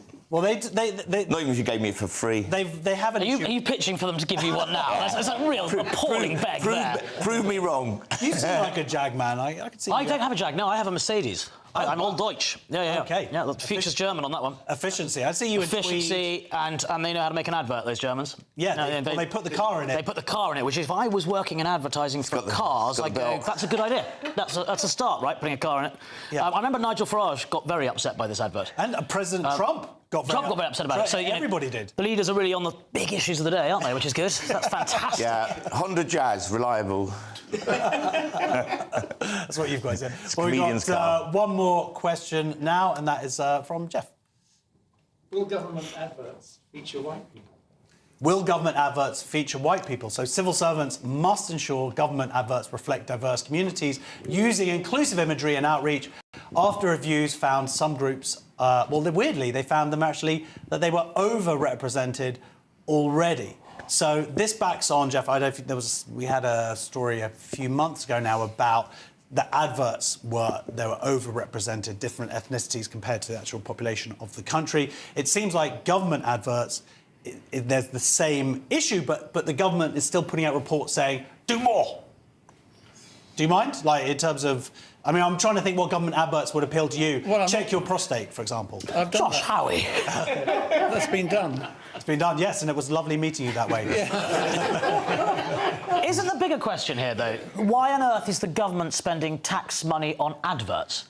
That's like, I mean, I imagine a huge amount of our tax dollars, it's not awfully American, but it being spent on government advertising. Why can't they run public services rather than advertising stuff? What are they advertising anyway? Well, that's what I've no idea. What's there still to advertise? Well, there's actually an argument that... We've got everything, we can't afford anything else. Well, there's an argument that, look, some of these are sort of public outreach programmes, but there's an argument that you could make that actually it's racist to demand ethnic representation, because already there's one story here that was about child development, and it was only 2 out of 5 people were white, which, you know, in an 80% country that's white, it seems to be then suggesting that issues with child development actually seems to predominantly affect people from ethnic minorities. So it can kind of backfire. I've seen what happened to Sarah Poachin on this issue, and the Reform MP, she got into a lot of trouble, so this feels very... Yeah, she worded that terribly, nice topic for me. I'm just going to sit this one out of it. But society is changing, and the average white family now is mostly black. And I, you know, I'm not the same. I wouldn't agree with you here because I like black people, but you know, but it's an obsession with representation and diversity that's gone beyond a tipping point. That's the real thing, isn't it? You've never seen a furry in a government advert. Where does it stop? Where do you reach a point where you say that we've achieved it now? Well, I think that if you're going to keep anything that makes white men look bad is definitely overrepresentation. if it's muggers, or then suddenly it's like, that's the best chance you get of getting an advert. So we've reached out to the Cabinet Office. Here's what they said: there is no set rule requiring visible diversity in campaign material. Well, there you go. That takes that story out. Next on Free Speech Nation, we'll be talking about the state of free speech and universities. You don't want to miss this. It's a really interesting story. See you in 2 minutes.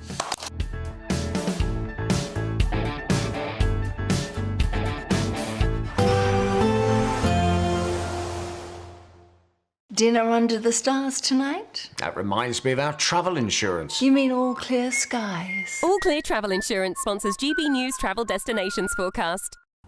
Hello there. It's still pretty unsettled in the eastern Mediterranean over the next few days. There will be some heavy showers and thunderstorms around too. But across Iberia and actually most of the Canary Islands and Madeira, it's largely fine, and there'll be plenty of sunshine on Monday. Just a few showers for northwestern parts of Spain and Portugal. Sunny for most of Italy too, but we run into more in the way of showers and stronger winds pushing down across parts of Greece and into Turkey. But overall, over the next few days, there's lots of sunshine to be enjoyed, and it will feel fairly warm. All Clear Travel Insurance sponsors GB News Travel Destinations Forecast. Hello there, a very good evening to you. Hope you've managed to have a lovely weekend, although I'm sure many of us probably retreated to indoor activities at some points today. We've been seeing rain sweeping its way across the UK. It is continuing its journey north-eastwards, heading towards the Northern Isles, so quite a wet evening to come here, but there will be some clearer spells arriving behind that. Another band of showers, though, sweeping their way in from the west. These could be quite heavy with some hail and thunder in the mixture. Underneath all of that, though, it will be a fairly mild night, some of us even holding up in double-digit figures. But for parts of northeastern Scotland, where we have some clearer skies overnight, we may just drop down towards low single figures, maybe just about freezing in some very sheltered rural valleys.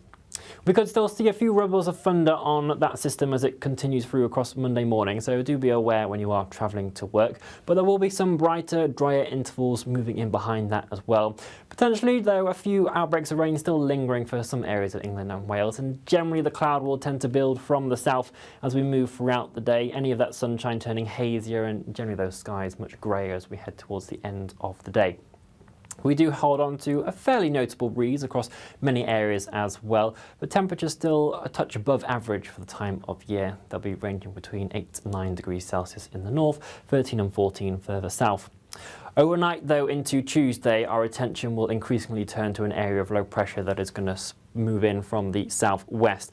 This has the potential to bring much more disruption, with its quite heavy pulses of rain swinging their way through and some very strong winds, and there are wind and rain warnings issued for parts of Wales, southwest England, as well as northwestern England throughout the day on Tuesday. Another wind warning comes into force across the northwest of Scotland for the second half of Tuesday and into Wednesday. There could well be gales, severe gales around at times. Flooding disruption is possible at times, so do stay up to date with the forecast on that. You want to know what's really going on in the corridors of power? Labour don't know what to do with you half the time, and that makes you quite lethal in the chamber. Get behind the headlines with Chopper's Political Podcast. Join me, Christopher Hope, as I sit down with the great and the good of British politics. We'll see where this ruling takes us. These are the stories shaping our nation. Chopper's Political Podcast, available now on all platforms. Listen in and stay ahead. Decisions made in Washington aren't just shaping America, they're shaping Britain too. From migration to global security, from crime to health. Whatever happens in the White House today will be felt in your town or city tomorrow. That's why The Late Show is live from Washington, D.C. Cutting through the politics to show you what it all means for Britain. The Late Show live every night at midnight. Only on GB News, Britain's news channel.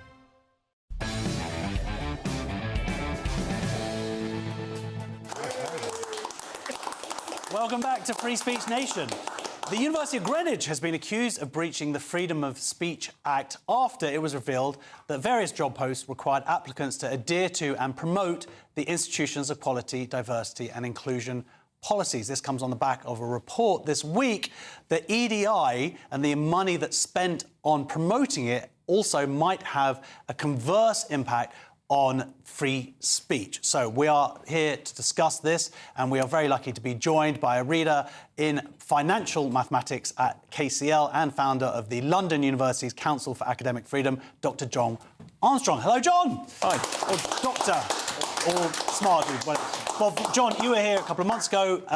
Actually, you came to talk about, because I believe the London Maths Society had brought in some policies, and because not necessarily coming on the show, but because you were fighting back against it, they have now dropped all that. So that's a little sideway way. So congratulations. Thank you. On that. So this is not your organisation who've come up with this report, but it is interesting. I think it's the Alumni for Free Speech. And it basically says that if you spend more money on EDI, there's a correlation between free speech at that university going down, essentially. Yep, that's absolutely right. So I actually, I did a little bit of stats on the report for them. Oh, OK. Yeah, sexy stats. Yeah, so it's all statistically significant. And anyway, what it shows you is that the more EDI people you hire, the more likely you are to put unlawful things in your job adverts. So, for example, it might be asking you to commit to certain EDI principles as part of your job, and that's unlawful because it goes against freedom of speech and academic Which I think's happened in, like, the University of Greenwich. Exactly. And then, again, well, both of the things that they were looking at happened. So the other thing that can happen is they can say, so in your job application, you're meant to make a declaration of how you feel. And the other thing they looked at was in your job itself, are you asked to promote these EDI things? And so Greenwich is a great example of somewhere where that's happened. So they've shown in that case all of these things are happening, and they're happening in every job advert at Greenwich. So people are asked to declare their support for Greenwich's EDI policy, and they're asked in their job to promote Greenwich's EDI policy. There's a really big problem with this, which is that, well, in my view, Greenwich's EDI policy is unlawful. So I took a look at their trans policy, and their trans policy, Quelle Surprise, says you can self-identify what toilets you want to use. So Greenwich is saying, if you want a job at Greenwich, you've got to support breaking the law. And when you come here, you've got to help promote our policy of breaking the law.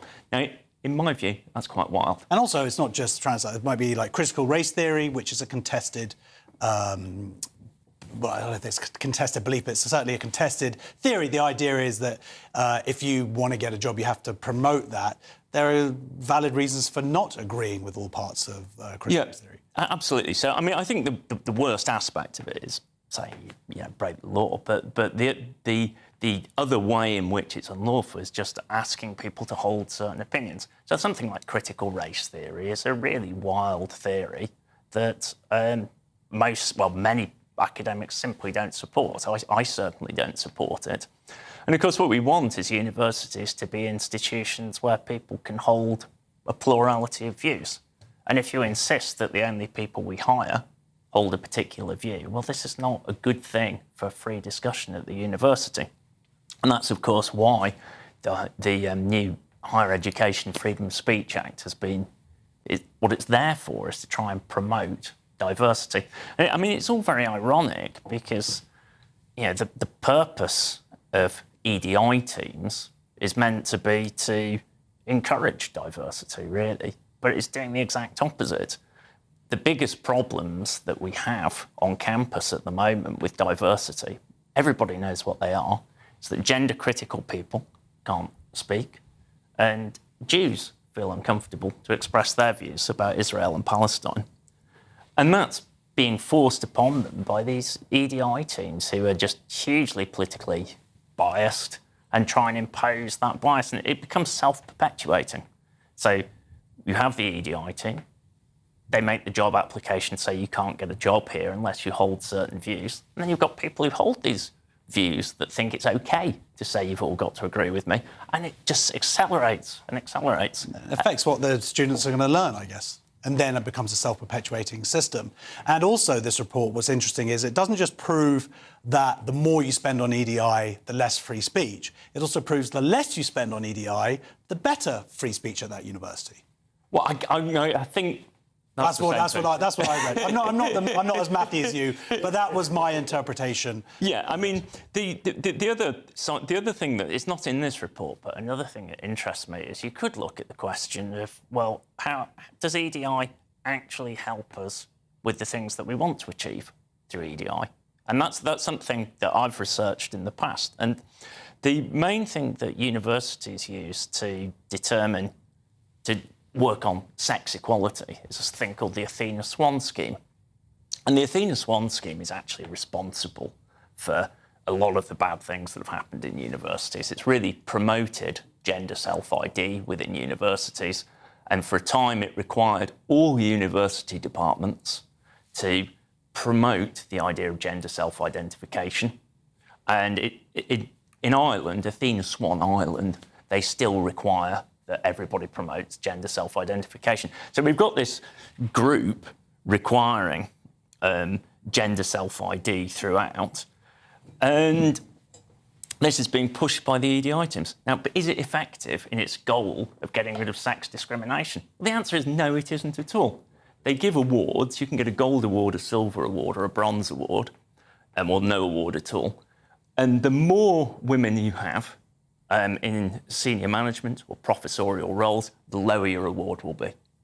So if you've don't have an Athena Swan Award, you'll have the best representation of women. If you've got a gold award, you'll probably hardly have any women at all. So the evidence suggests that EDI does nothing to get rid of the real problems, but what it does do is create new legal compliance problems that get rid of, that damage people's academic freedom. And these universities are spending hundreds of thousands of pounds. I believe the figures that we look at is about £450,000, some of these universities, or even more. Yep. So that's a huge, arguably, waste of money, certainly if it has the opposite impact. Now, it's been a few months. Has it been a few months now since the Higher Education Freedom of Speech Act has been into play?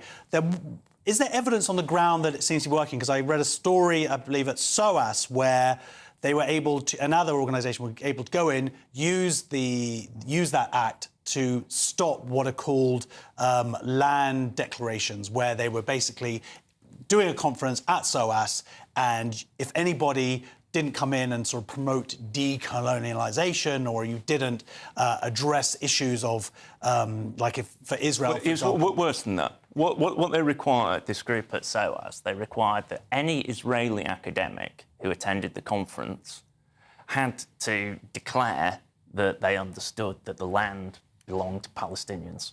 You know, it's absolutely unbelievable. If you're an Israeli it's practically like demanding that any Israeli academic has to eat pork before they can attend the conference. It's just absolutely outrageous.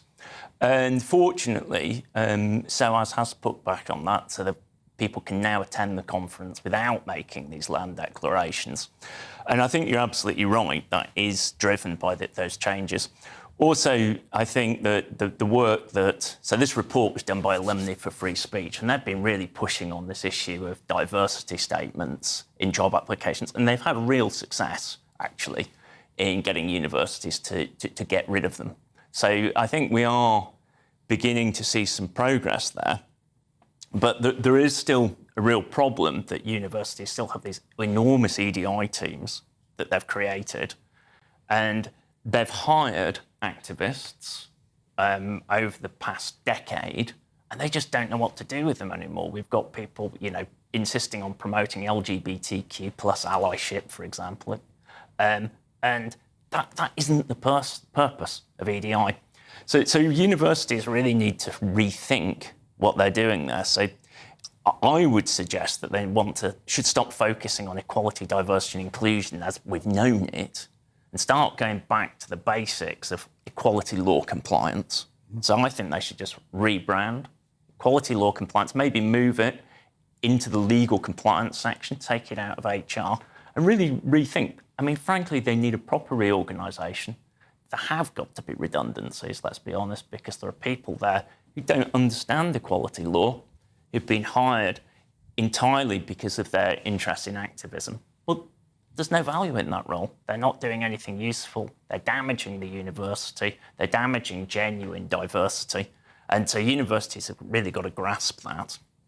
And the first place they can start with that is, the problem's straightforward, isn't it? We know that gender-critical women are being discriminated against in universities.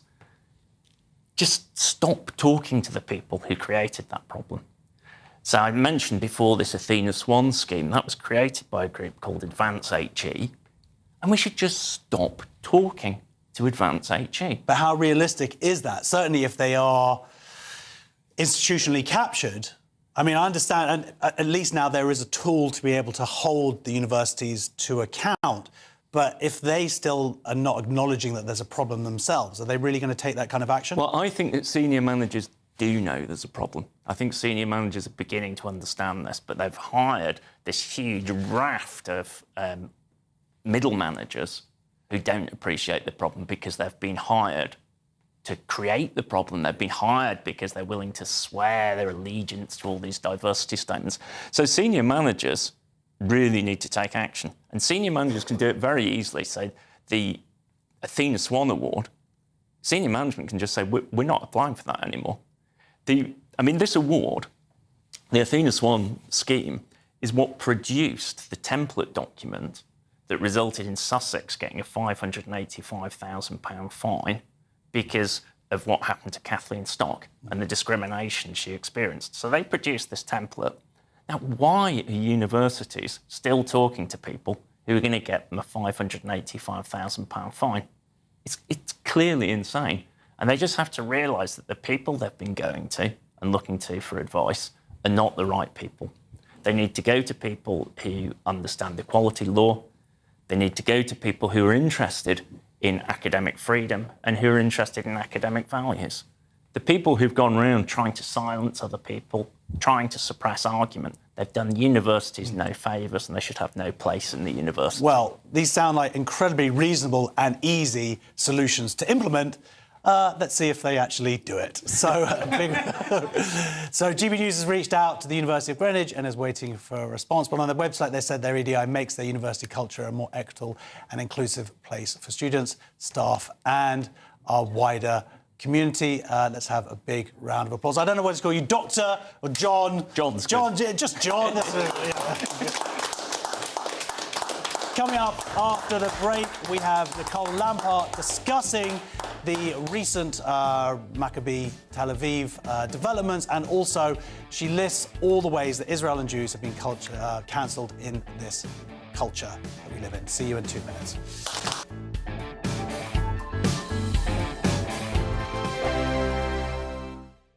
Britain deserves a newsroom that puts the facts and your voice first. Well, and that's what you get on GB News. Lively debates, lively conversation. And we're not afraid to hold power to account. And each other. So join me, Andrew Pierce. And me, Miriam Gates, for Britain's Newsroom, weekdays from 9:30 on GB News. Britain's Newsroom, weekday mornings from 9:30. Flossie, how do you think your peers would react if, from now on, they were never, ever allowed to bring their phone into school? Well, I think the big thing is really, I went to school yesterday after obviously doing BBC News. And surprisingly to me, all of my friends were saying, look, we completely agree with you. You're so totally doing the right thing. Obviously, it is a very sensitive topic. You know, obviously, I'm going to have people saying, stop what you're doing. Don't take my phone away from me. I would hate myself if I was in primary, secondary school. But realistically, the thing is, now I'm coming to realise I really wish I just didn't have a phone. Yeah. I am addicted to my phone now, I will admit that. I really wish I wasn't. So hopefully as well, if phones are banned in secondary schools, parents usually buy them for secondary school because everyone gets them. So hopefully that will stagger, you know, when parents buy their kids' phones, which may break, you know, the level of addiction. Yeah. Because I feel like if I didn't have a phone, really wish I didn't, because, you know, I keep on saying to myself, where would I be now if I didn't have a phone? You said that people are now talking to each other on the bus because your school has moved to a stricter ban. So my school is now completely smartphone free on anywhere where the school has a duty of care. So, yeah, it was really surprising to see kids, you know, talking and chatting while because normally they would text each other or they'd be on the staring at their phone. Extraordinary, isn't it? Well, I do hope you're very successful because it's such an important campaign. Will, or Ewing and Flossie, thank you so much. Why can't they just take a stand? They've done it in Australia. It might help with the They've done it in Australia. GB News, the People's Channel. At GB News, we love to hear from you, our loyal community. So drop us a line at gbnews.com/yoursay. There you can talk to each other and also to the presenters live on air. gbnews.com/yoursay, because GB News is your channel, Britain's news channel. Join me, Nana Akwe, for an informative, interactive news programme with a difference. It's fun. No, he didn't say that, Dave. I'm so surprised. I think there's an element of truth to that. Join me from 3 p.m. every weekend, only on GB News, Britain's news channel.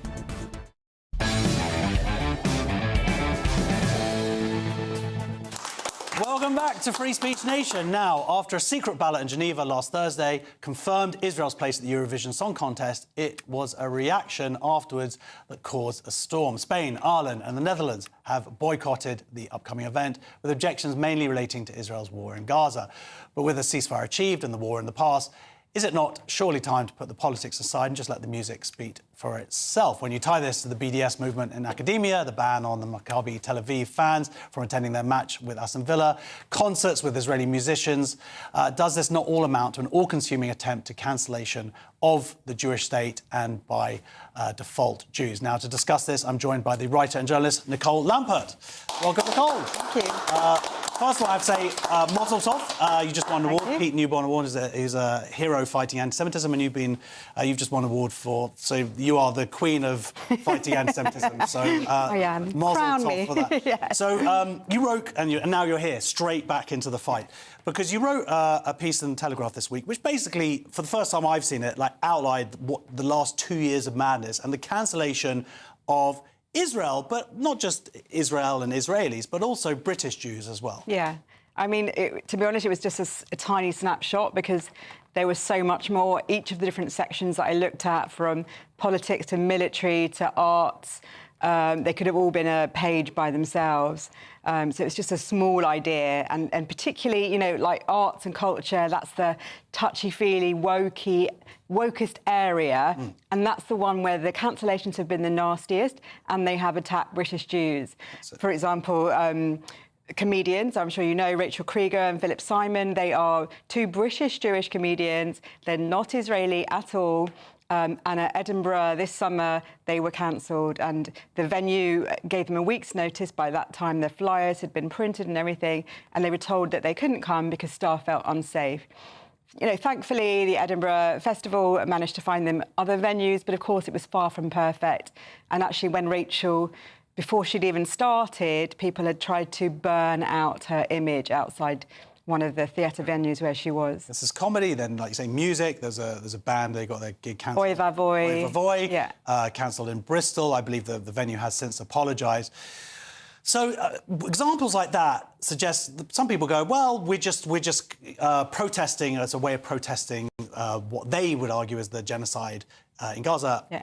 I personally think that's anti-Semitic to accuse Israel of committing a genocide, but it was obvious that it blends and blurs into just Jew hate. That's the way it seems to be, certainly in cases like that you just said. Yeah, well, I think the genocide word is a really important one to look at, in that Jews, but anyone who knows anything about the Holocaust knows what a genocide looks like. It's putting people, anyone, lining them up in pits, shooting them, it's sending them to gas chambers. It's the deliberate aim to wipe out a group of people. In some ways, it doesn't matter how many, it's the intent. Israel has not shown that intent. It's shown the opposite, in that its army loses the whole idea of surprise by warning people, phoning them, sending leaflets, even dropping tiny little bomblets. They're not really bombs, but they make a noise, saying, we're about to bomb this building. You have a few minutes to get out to be safe. And of course, that's not ideal, but that is not a genocide. That's war, and you've actually seen the population of Gaza increase over the last 2 years. Exactly. So you said you were writing this article, and there were even more examples that you could have drawn to. Yeah. Were you depressed about the future for British Jews if this shows so many institutions captured?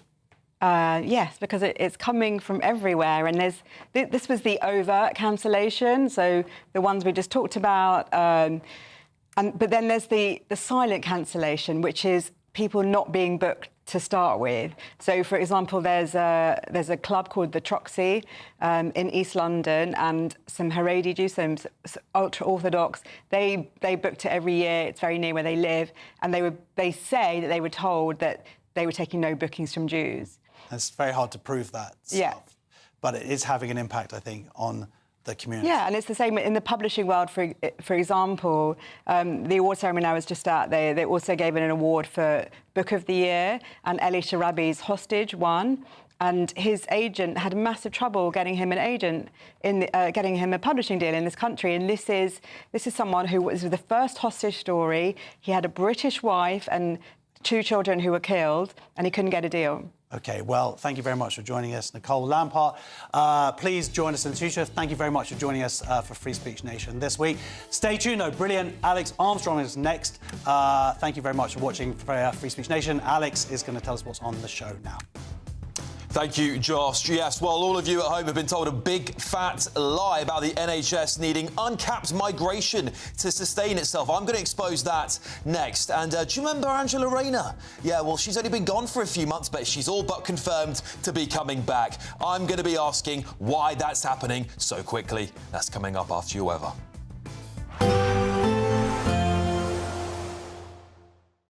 Today, clouds overhead. Total zen within. Boxed Solar sponsors the weather on GB News. Hello there, a very good evening to you. Hope you've managed to have a lovely weekend, although I'm sure many of us probably retreated to indoor activities at some points today. We've been seeing rain sweeping its way across the UK. It is continuing its journey north-eastwards, heading towards the Northern Isles, so quite a wet evening to come here, but there will be some clearer spells arriving behind that. Another band of showers, though, sweeping their way in from the west. These could be quite heavy with some hail and thunder in the mixture. Underneath all of that, though, it will be a fairly mild night, some of us even holding up in double-digit figures. But for parts of northeastern Scotland, where we have some clearer skies overnight, we may just drop down towards low single figures, maybe just about freezing in some very sheltered rural valleys. We could still see a few rubbles of thunder on that system as it continues through across Monday morning, so do be aware when you are travelling to work. But there will be some brighter, drier intervals moving in behind that as well. Potentially, though, a few outbreaks of rain still lingering for some areas of England and Wales, and generally the cloud will tend to build from the south as we move throughout the day. Any of that sunshine turning hazier, and generally those skies much greyer as we head towards the end of the day. We do hold on to a fairly notable breeze across many areas as well, but temperatures still a touch above average for the time of year. They'll be ranging between 8 and 9 degrees Celsius in the north, 13 and 14 further south. Overnight, though, into Tuesday, our attention will increasingly turn to an area of low pressure that is going to move in from the southwest. This has the potential to bring much more disruption, with its quite heavy pulses of rain swinging their way through and some very strong winds, and there are wind and rain warnings issued for parts of Wales, southwest England, as well as northwestern England throughout the day on Tuesday. Another wind warning comes into force across the northwest of Scotland for the second half of Tuesday and into Wednesday. There could well be gales, severe gales around at times. Flooding disruption is possible at times, so do stay up to date with the forecast on that. Today, clouds overhead, total zen within. Boxed Solar sponsors the weather on GB News. This is your chance to become our biggest cash prize winner to date. £85,000 in totally tax-free cash could be making its way from our bank account to yours. It would be like having over £7,000 per month extra to play with each month for a whole year. That could be you, safe in the knowledge that 2026 is on us. For another chance to win £85,000 cash, text cash to 63225. One entry costs £2.50 plus one standard network rate message, or text bonus to 63225. 5 entries cost £5 plus one standard network rate message. Go to gbnews.com/win. Entries start at £2.50. Call 0903 686 3232. Calls cost £2.50 plus your network access charge. Or post your name and number to GB18 PO Box 8690 Derby DE1 9TT. UK only. Entrance must be 18 or over. Lines close at 4 p.m. on the 30th of January. Please check the closing time if listening or watching on demand. From the school run to the home run, watch a new show for all of Britain. So he can say whatever he wants. A straight talking show where all voices are heard. And, you know, when are we going to stop talking about smashing